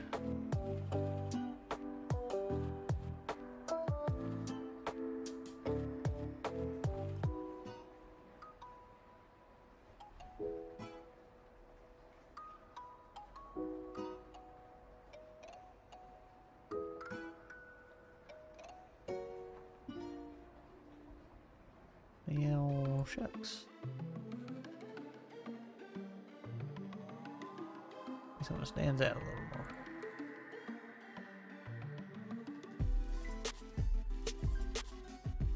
Ah.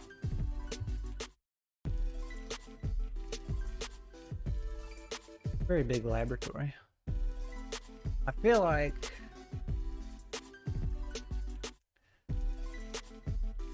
the middle of the floor needs something fancy.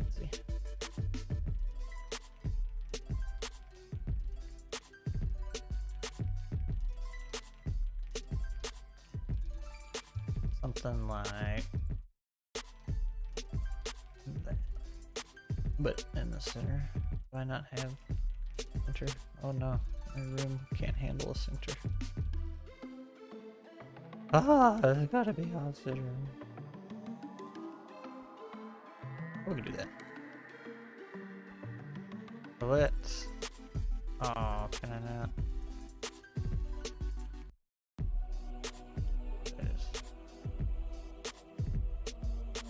That is a big shame.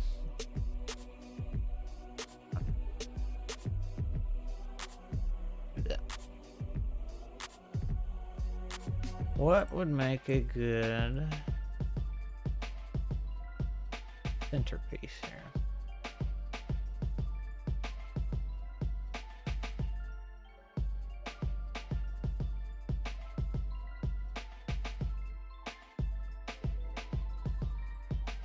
No. Weird tile. I mean, we already got some weird tile. Hmm. Really weird tile. Whoa. Ugly. It's ugly with that floor anyway.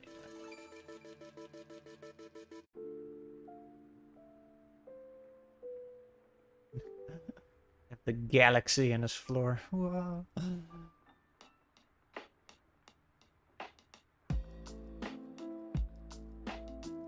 Grass, rocks. I'll just have some lava in the middle of this thing. Yeah. Toss the ring in.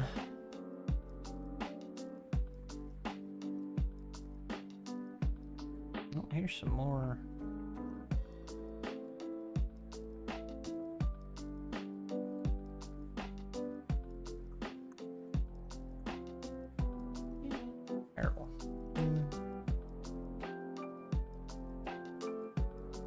Blends in a little too much. That stands out too much.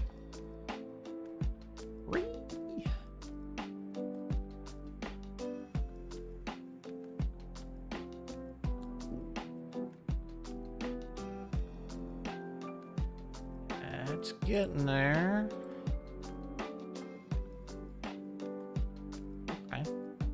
Okay.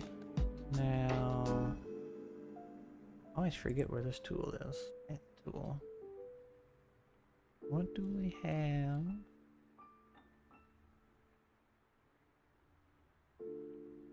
Kind of outline. Well,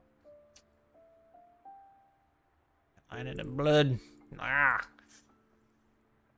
I want that. If I found something, I don't think I'd be able to make it quite as round as I want.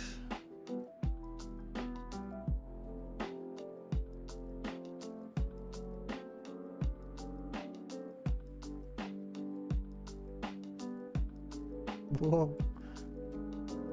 Oh shoot, maybe I could.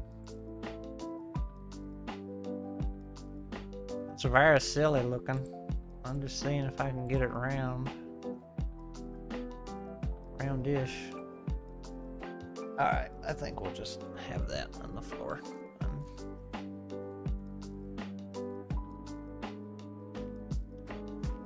This, now I did this in the tavern I made.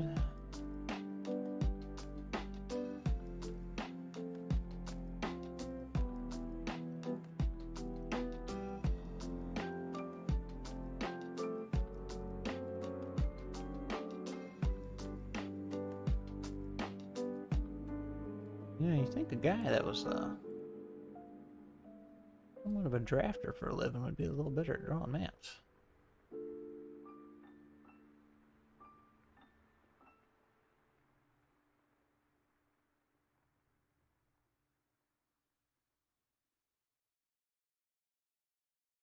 I guess I did just kind of drop off that part of the story. I did that, you know, the manufacturing thing for about 11 years, and I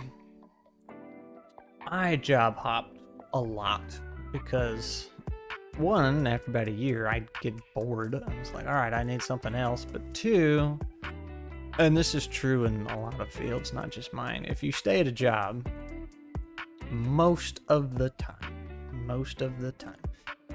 excuse me, if you stay at a job, you are rewarded with a 1 to 3% raise. Now, that's not very good, because the cost, now, not inflation, now they'll tell you inflation is some other arbitrary number that doesn't even exist. Now the cost of actual living goes up more than 1 to 3%. We're gonna need lots of tables over here.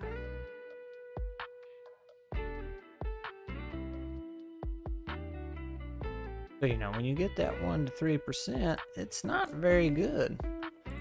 But if you say, all right, boss, I'm out. I'm leaving. See you later. Catch you on the flip side. Because another job will give you like a $10,000 raise. They'll beat the salary you're making because they want to hire you. So that's why I job hopped. But also, one, because I got bored. I job hopped because more money, because I got bored, but it was also very good for my skill set. I would work on different products. But also another reason was I was always on a contract. Not always, but usually. So, you know, they'd be like, oh yeah, we'll contract you out for 6 months, 8 months, 12 months, whatever. And then when that was up and they're like, we want to renew, you know, use you again. I was like, too bad. I already got another contract somewhere else. See you later. So, I job hopped a lot. And I think the whole reason I was saying that is because I've been around. What was the point I was trying to make? Yeah, I got bored, or I got tired of the industry because everywhere I went. That's right. The whole reason I was pointing that out was to say I didn't work at one place and got tired of it. I worked several different places, and it was just the same story everywhere I went. And it's like, all right, you know, it didn't. So I have worked in the medical industry. I have worked in steel structures. I have worked with elevators. I have worked in what we call a job shop, where you just work on random stuff. I have worked with industrial cranes. Back in the medical field again. working on tiny microscopic stuff goes in your eyes and ears, and the bone tools and stuff like that. Those were neat, but like, it didn't matter. It was the same problems, the same attitudes everywhere I went. And I was just like, man, this sucks. And everybody was like, yeah, man, we really need your skill set. And that's why every job I got, I was hired on the spot. I walked in, showed what I could do, and before I was at the door, they had an offer letter in my hand. They were like, please come work here. And that sounds like I'm bragging, but here's the other half of the story. Every one of those jobs, I had to justify my Scrat OP. I had to justify my existence at every one of those jobs. Like, I would get there and start fixing all their issues and get things running smoothly, and then the people above the ones that I reported to were like, why do we need this Scrat guy? What? Can't we just teach the engineers to do what he's doing? He's just clicking some buttons. It's like, that's literally what they thought. That is not me exaggerating. I had a guy at one place I worked. The boss I was reporting to moved to a different department, and this other guy took over.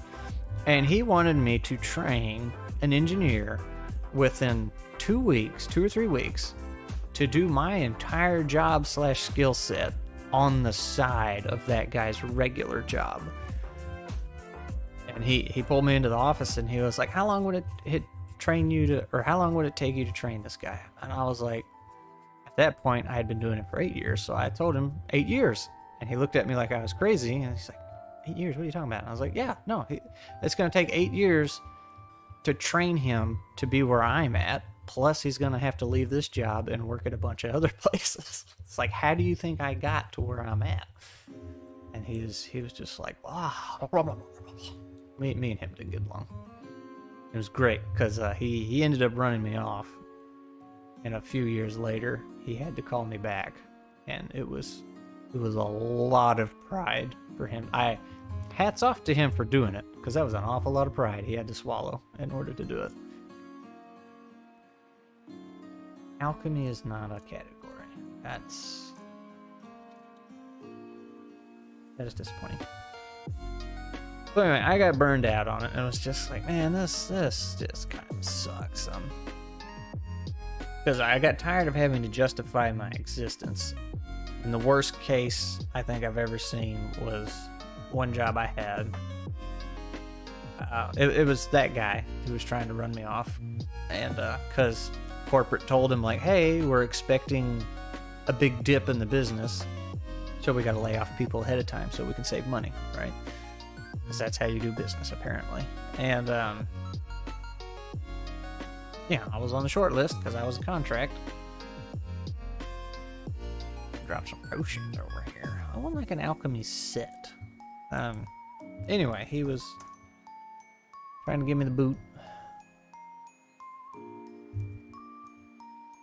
Again, I forgot what I was trying to say. What was I saying? I was looking for potion bottles.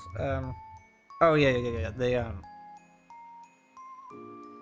The way he was going to justify it is like, all right, this guy's not making us enough money or something, and he decided he was going to let me go. And the rest of the people in the department that I was working with, you know, making their lives easier, they got together and put them together a nice little PowerPoint. Like, here's how much Scrat is saving us. And I was... The easiest example they had was I took a process that took 6 to 8 hours for one engineer to do. So one engineer took 6 to 8 hours to do this thing, and multiple engineers had to do it multiple times a week. I cut that down to 5 minutes. And not only was it now 5 minutes instead of 6 to 8 hours, it was infinitely more accurate than what it was the way they were doing it. And they found a bunch of examples like that, presented it to the bosses and powers that be, and they were just like, nah, get rid of him. Let him go. And I already had another job lined up, and when they told me the news, I was like, it's just fine. Like, I've already got something, you know, went nice $10 an hour increase in pay. So yeah, it really is stupid, Ollie. That's what you got to look forward to when you grow up.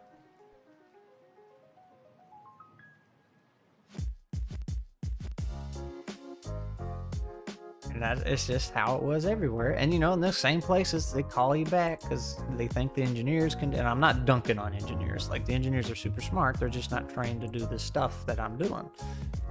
And like, oh, we can just send the engineers to class for a week and we'll be good to go. And they try that, and then they call me back and like, hey, we need you to come back. We kind of messed everything up. So I got so tired of it. You know, it was very, very belittling.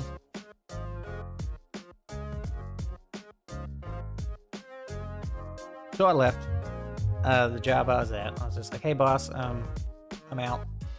And you know, he knew me. He's like, oh, where are you going? I'm like, I'm not going anywhere. Actually, I don't have anything lined up. And, are you serious? And, yeah, no, I'm just, wife's working. I'm just gonna go find myself. Because this sucks.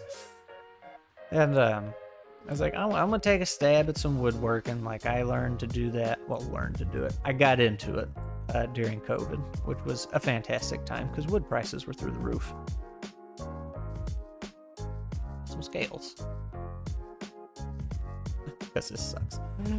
So I was like, yeah, it's like, it's like, I've really been trying to write this book. I want to focus, spend more time on that. So I'm going to spend more time writing, and I'm going to try and do a little woodworking, make a little money on the side. And that was, well, and the big part of the plan was to make training videos for that software I specialized in. But I tried that. I was really slow at it and making videos, the training content. And I got some out there and they started selling, but the sites that were hosting it were just taking such a big cut. And I was like, this sucks. It's like, I guess I could do it if I did a lot of it, you know, it would add up. And it's like, okay, I can see the potential, but then I had to step back and ask myself, it's like, okay, is this what I really want to do? Like, the whole reason I'm getting out of the job is because it was consuming so much of my life, of so much of my time. Like, was away from home 11 hours a day. It's like, I want more time for me. So if I'm gonna sit here and work all day, you know, sun up till sundown and then some, trying to make these videos and build that up, am I really getting ahead? So Kraken was like, nah, you need to stop. You need to just go do the writing you want to do, fiddle in the woodshed. So been doing that for a little while. I feel like the woodworking's finally got to a point where I can actually start selling some stuff. Skill wise, I feel like it's good enough. So I actually have one in the shop right now. I glued it all up last night, and I need to get out there, and it's probably what I'll do here in a few minutes when I get done with this. I'll go sand it down and assemble it and put some stain on it and a top coat. And I'm gonna try and sell it and see how that goes. Ooh, you know what? Totally off topic here.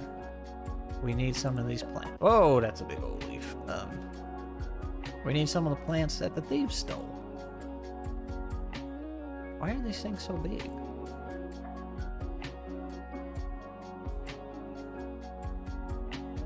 Oh, because I'm under plants huge. Here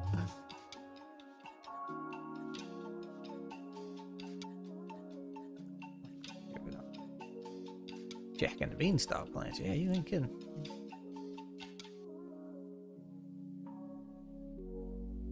Well, these are pretty big too. Potted plants. There we go.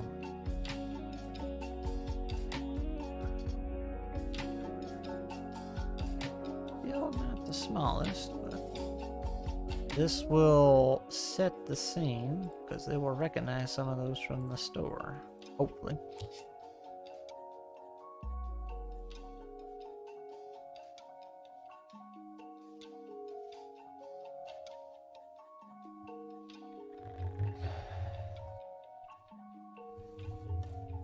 We have empty.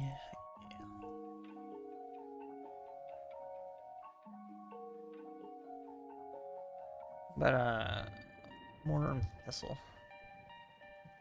Do you say mortar and pestle, or do you say pestle and mortar? That's the question.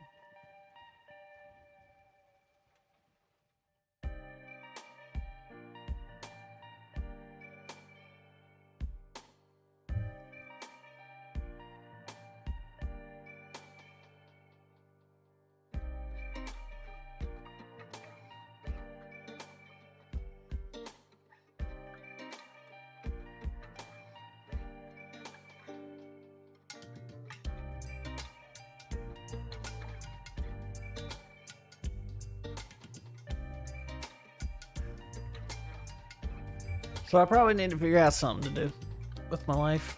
I may have to go back to the field. I don't know. I'd hate to, but the absolute dream life goal is to, excuse me, not burp. The goal is to write. That's my goal. Ooh. Ball bearings. Not exactly what I want a bag of. The goal is to write fantasy novels. That's what I want to do.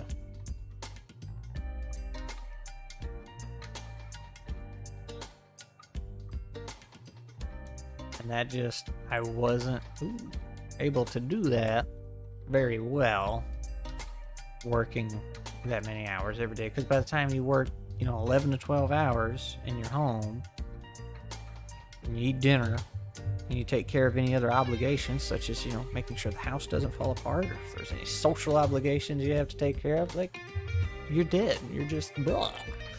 You're tired, and you got to go to bed so you can wake up and do it all over again.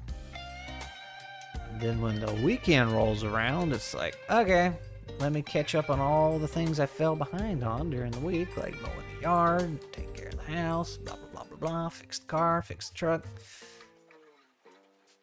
All that good stuff. Like, when do I get to write? So.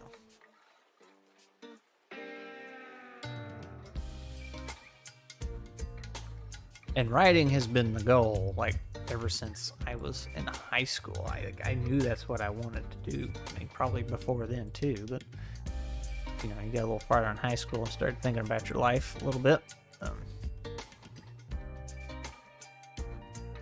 Random gloss up here. Parker says, right in the shower, bring a typewriter. So, I used to have a waterproof phone. And I used it in exactly that way. I would jot stuff down while in the shower.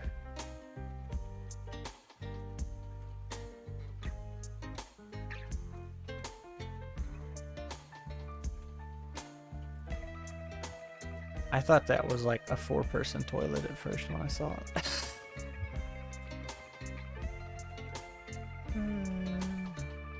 Ollie had a non-waterproof phone and did that.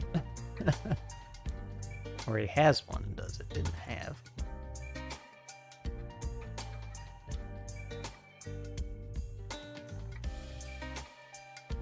But anyway, as I was saying, like that is the goal. And then just a random thing of lettuce or cabbage.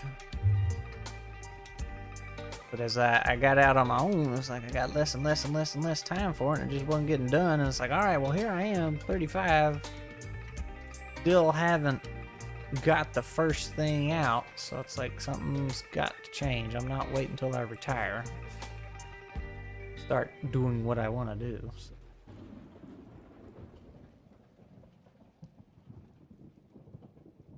We can put a torture device in the middle of this room.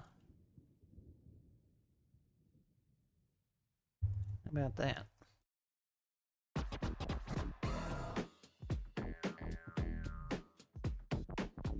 Or should we put another warp? All right, so here we go. Here we go. You warp in here. Steve's got storage rooms, armory, sleeping quarters, blah, blah, blah, blah. That's all thievery stuff. And then their conference room I still got to dress up. What is the wizard doing in here? What is he working on? Should I put another warp pedestal in the center here that warps to his corporate overlords?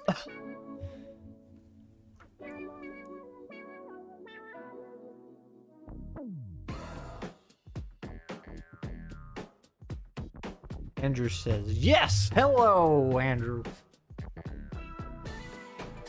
I don't know if you were here earlier, but I had a running joke about this wizard being from corporate and getting these thieves all straightened out.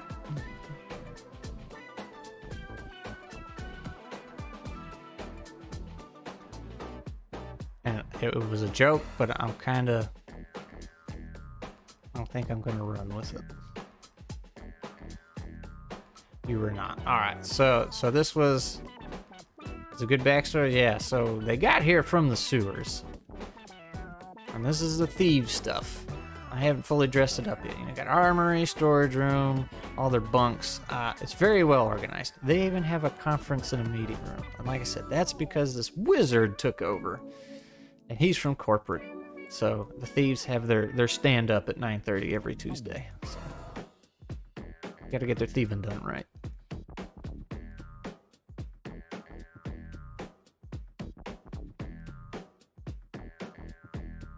I think I'll put a warp thing in.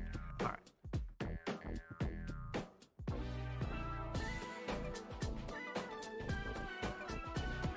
This one needs to be a bit fancier.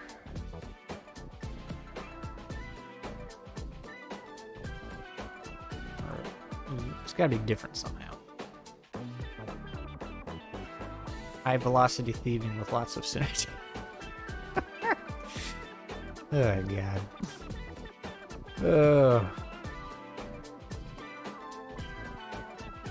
Gotta make those thieves conducive to the robbery that they are trying to achieve.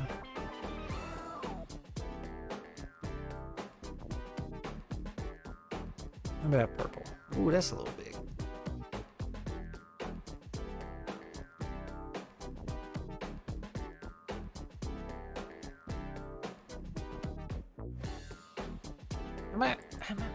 How about some Cristolas here? Those like coming out the wall. No, I don't think that's gonna cut it. Freaking spike. Gut somebody with it. I feel like a crystal would be appropriate, but I don't know where. Don't know how. We'll just have a big warp thing in the middle there, I guess. Now we'll take the party on to Corporate Wizard HQ. They will fight many a wizard. He needs something in that circle. We can get back to that though. We gotta doll up the conference room here. Big table.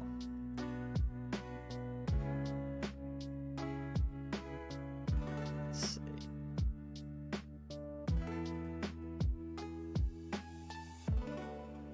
Oh, that table's on its side. I don't want that.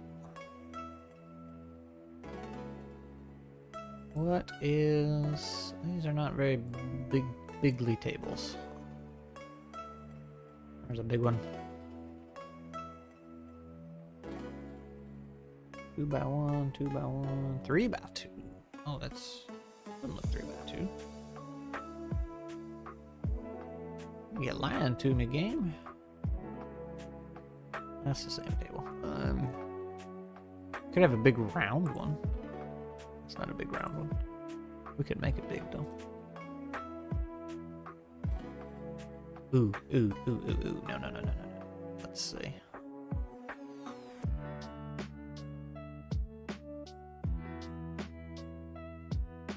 We could...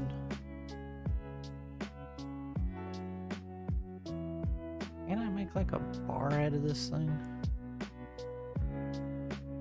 Bookshelves.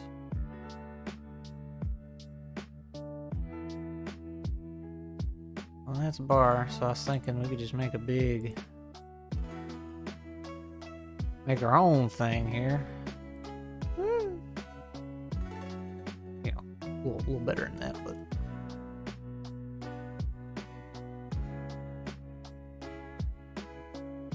I don't have what I was envisioning, though.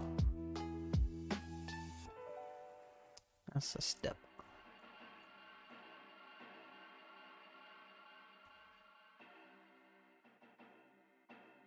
Oh, well, let's see, Andrew. About this time right now, Kraken is 1 hour deep into the 3-hour interview. I don't have any texts. I don't think I should probably check. I think she died on the side of the road. Nope. We will assume she made it.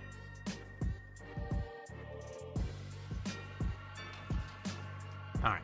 Not finding what I want there. We could, like, make a series of tables. It hasn't gotten thrown out early then either. That's true. That's true. Always with the positive thinking. Alright. I guess I'll just do this table. I mean, that's big enough, right? 3-hour interview. All my interviews have been 10 minutes. That's what Hachi was saying earlier.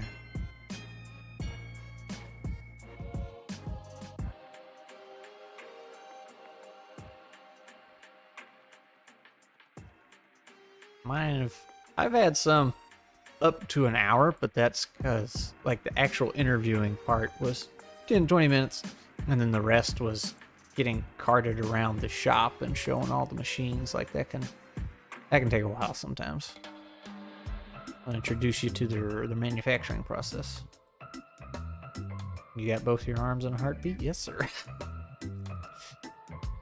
I haven't had a panel series interview in a long time. Hopefully never again. See, and this is what I was telling Glee. The only time I've had an interview where I had to sit in a room and one person after another came in, it was a fake interview. And I figured that out about the second person that came in there. I realized they had already, they already knew who they were going to hire, but for legal reasons, they had to interview me. So, this sucks.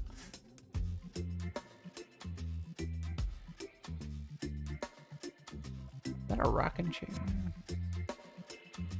What kind of chairs would be in a high thievery meeting here? Oh, well, we gotta have, like, the Godfather seat over here. Let's see. Also, let's do that. Whoop. That'll be under it.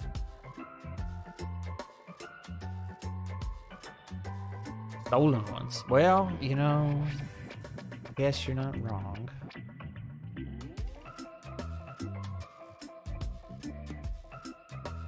Furniture. Alright, are chairs their own thing?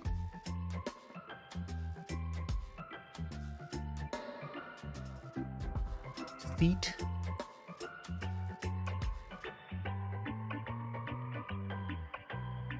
Oh, that chair's not in good shape. These are broken. These are some fancy seats. Alright, let's go back up to the wooden ones here.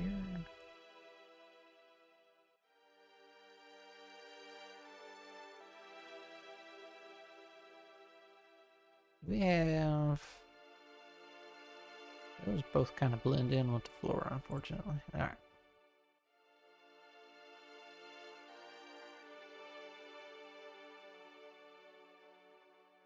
Corporatized thieves. What a life.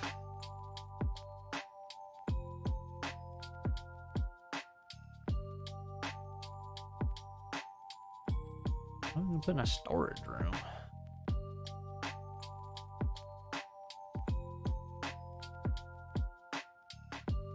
Just junk.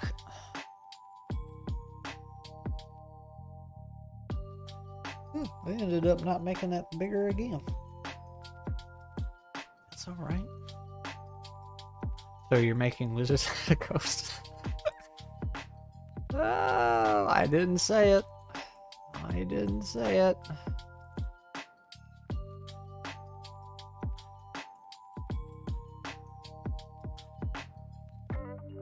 But you might be right.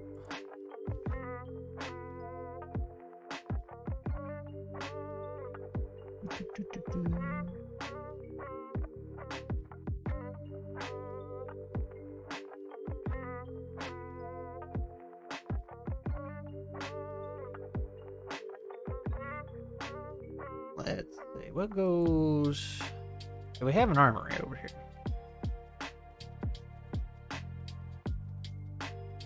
Full of swords and goodies. What goes in just a regular storage room? Actually, since you're here, Cat Lord, you GM, what do you do when you have a room full of boxes and crates and more boxes and crates? What do you fill them with when people are like, I want to open it and see what's inside? Barrels, also barrels. I like barrels.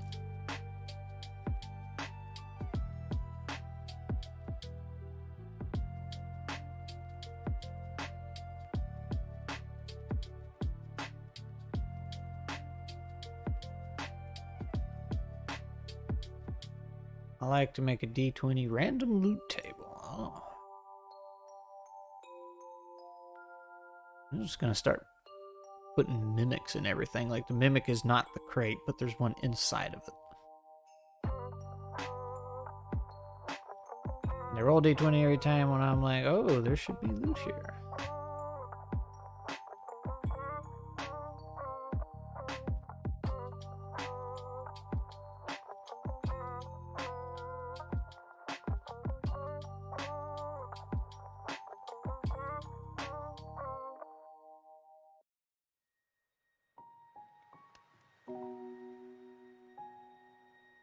See, like, here's a room full of barrels and crates and junk. It feels appropriate for some thieveries. I just don't know what would be in it.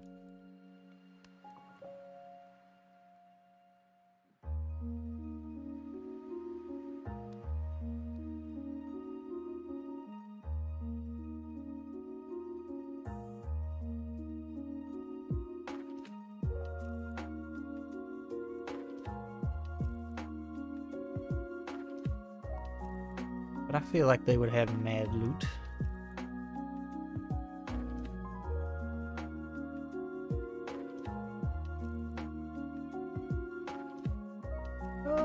I'll loot, or I'll look at any casters I have in a dungeon and make some spell scrolls with their spell. Huh.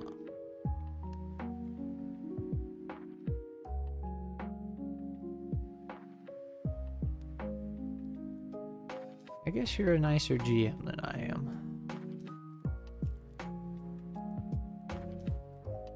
And torches seem useful.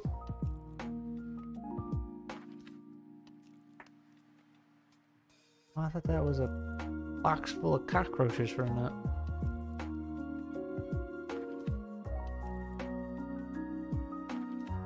It's just random stolen stuff. Grat hates spells. They do be pretty bad.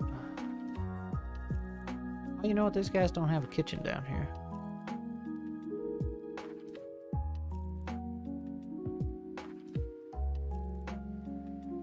I can't color that.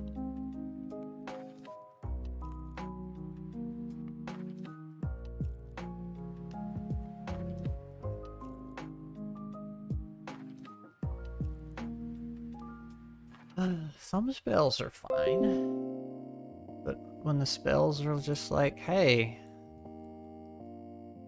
press this to delete the boss, it's like, come on, I'll be that way.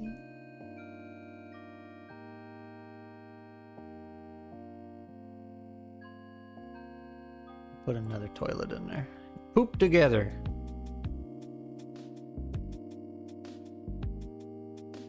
Transport via plants. Yeah, that one. That's just silly.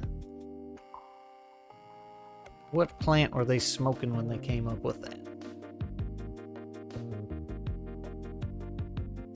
I mean, these aren't supposed to be the most elaborate maps, I don't guess. They should be facing, the toilet should be facing each other.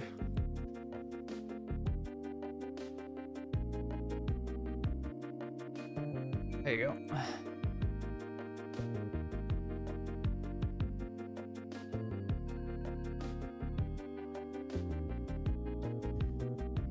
So they come in, they warp in from the sewers. Armory, storage, poopers, more storage. Sleeping rooms, conference room, wizard quarters. Wow. I don't feel like there'd be any traps in here because it's a super hidden place. So all the traps would be in the sewers. They had to go through before they got here.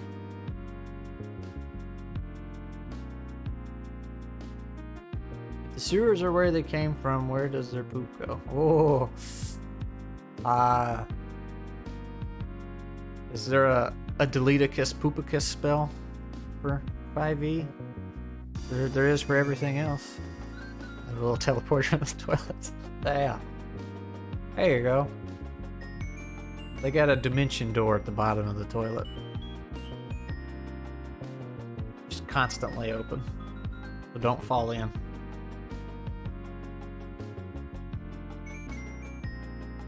Prestidigitation. Oh my goodness.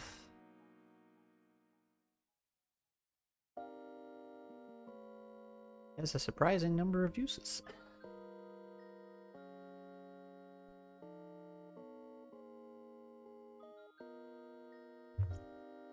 Well,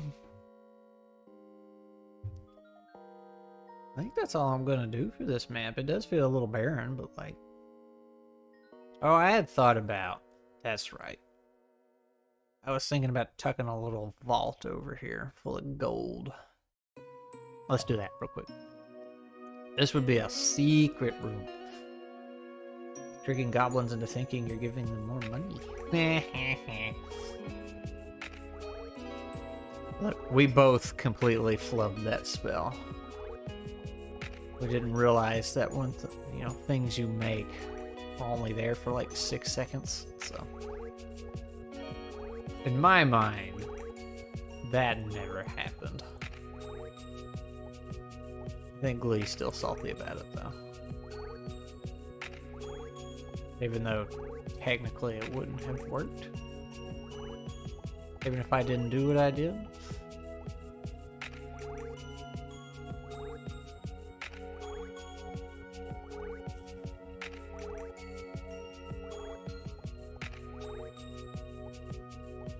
It's a special room. You get special tiles.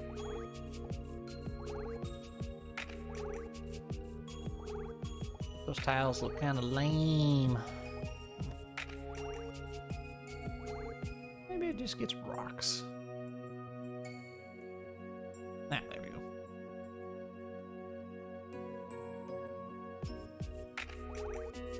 Chests full of gold! Whoop, that's a tiny chest.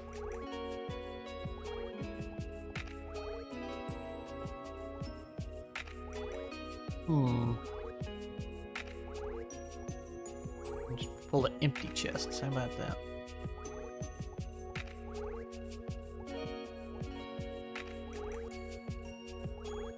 Full of copper coins. I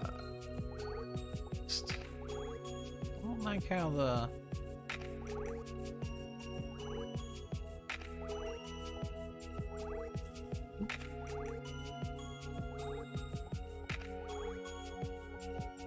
You find 5 coins in each chest, despite the whole chest being full of them.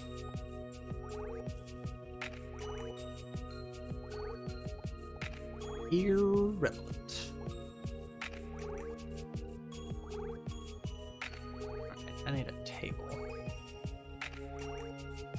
Make the chest mimics, all he says. Yeah, and it'd be a fine spot for one, wouldn't it?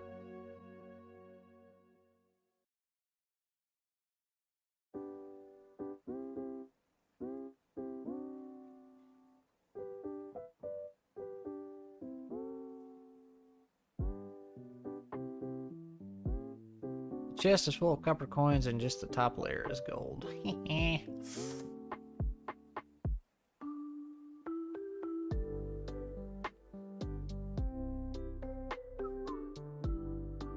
Big table. There you go. Perfect.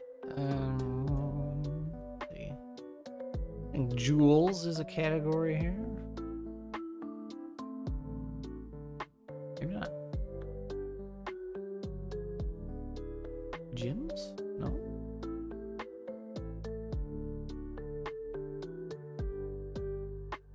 Graves.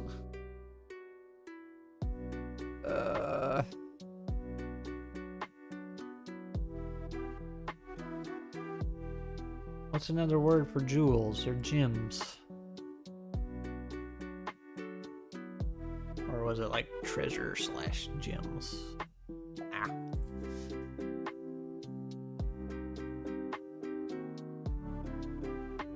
Shiny rocks. Morkite.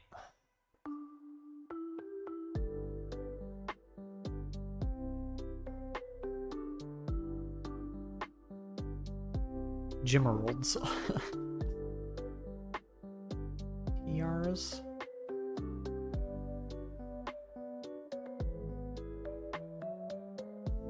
Then there's these tiny little things you can put down there. That will become a single pixel when I export it.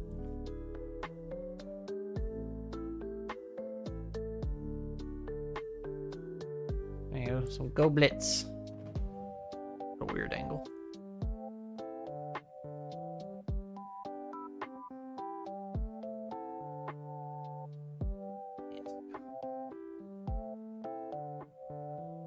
All kinds of good loot.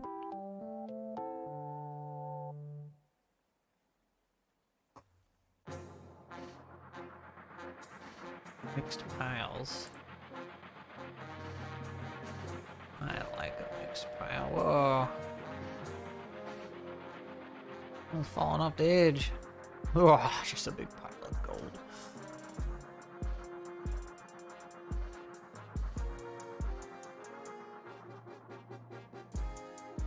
There we go. Good enough.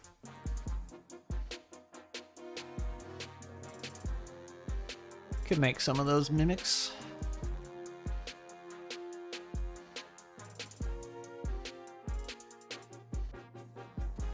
Yeah, y'all gonna have to figure out the secret to get past that wall.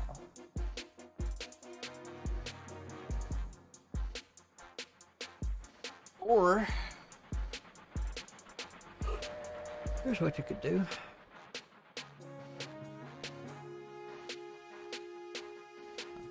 Turn this.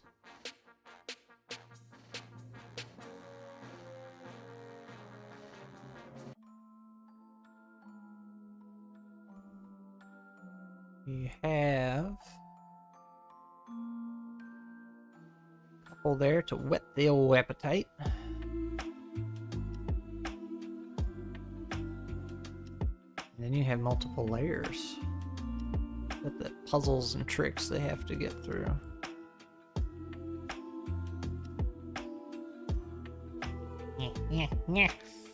Actually, I might bring that up a little bit.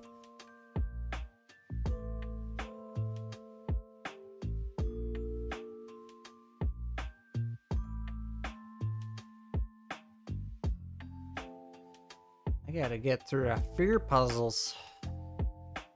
We'll put doors on these ones, but you can say that they're sealed or whatever the case may be.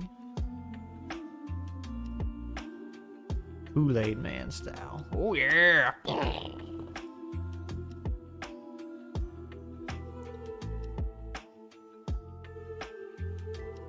There you go. Corporate wizard.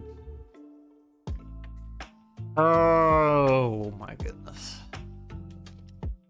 Alright, Ollie, you can make any number of those chest mimics. All of them, one of them, none of them. Your game, you run it how you want. Doesn't even have to be a corporate wizard. Could be a gremlin running this whole operation. Could be your ex running this whole operation. There you go. The house is a mimic. Make the teleporter a mimic. They step onto it. Eats them. Eats them whole.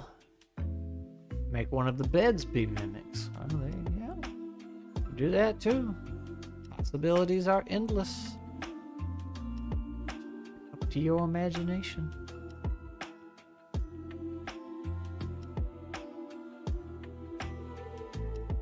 Sky is the limit.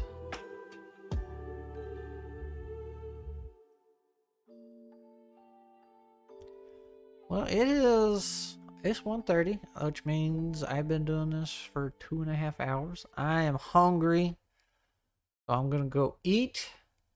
Then I think I'm gonna do a little woodworking, make myself dusty. What is today, Wednesday?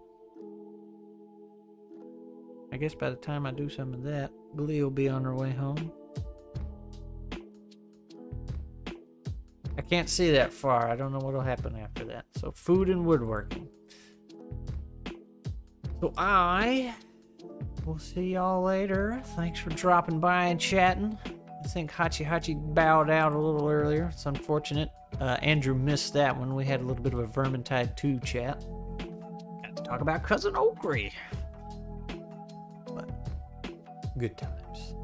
Anyway, I will see y'all later. Bye.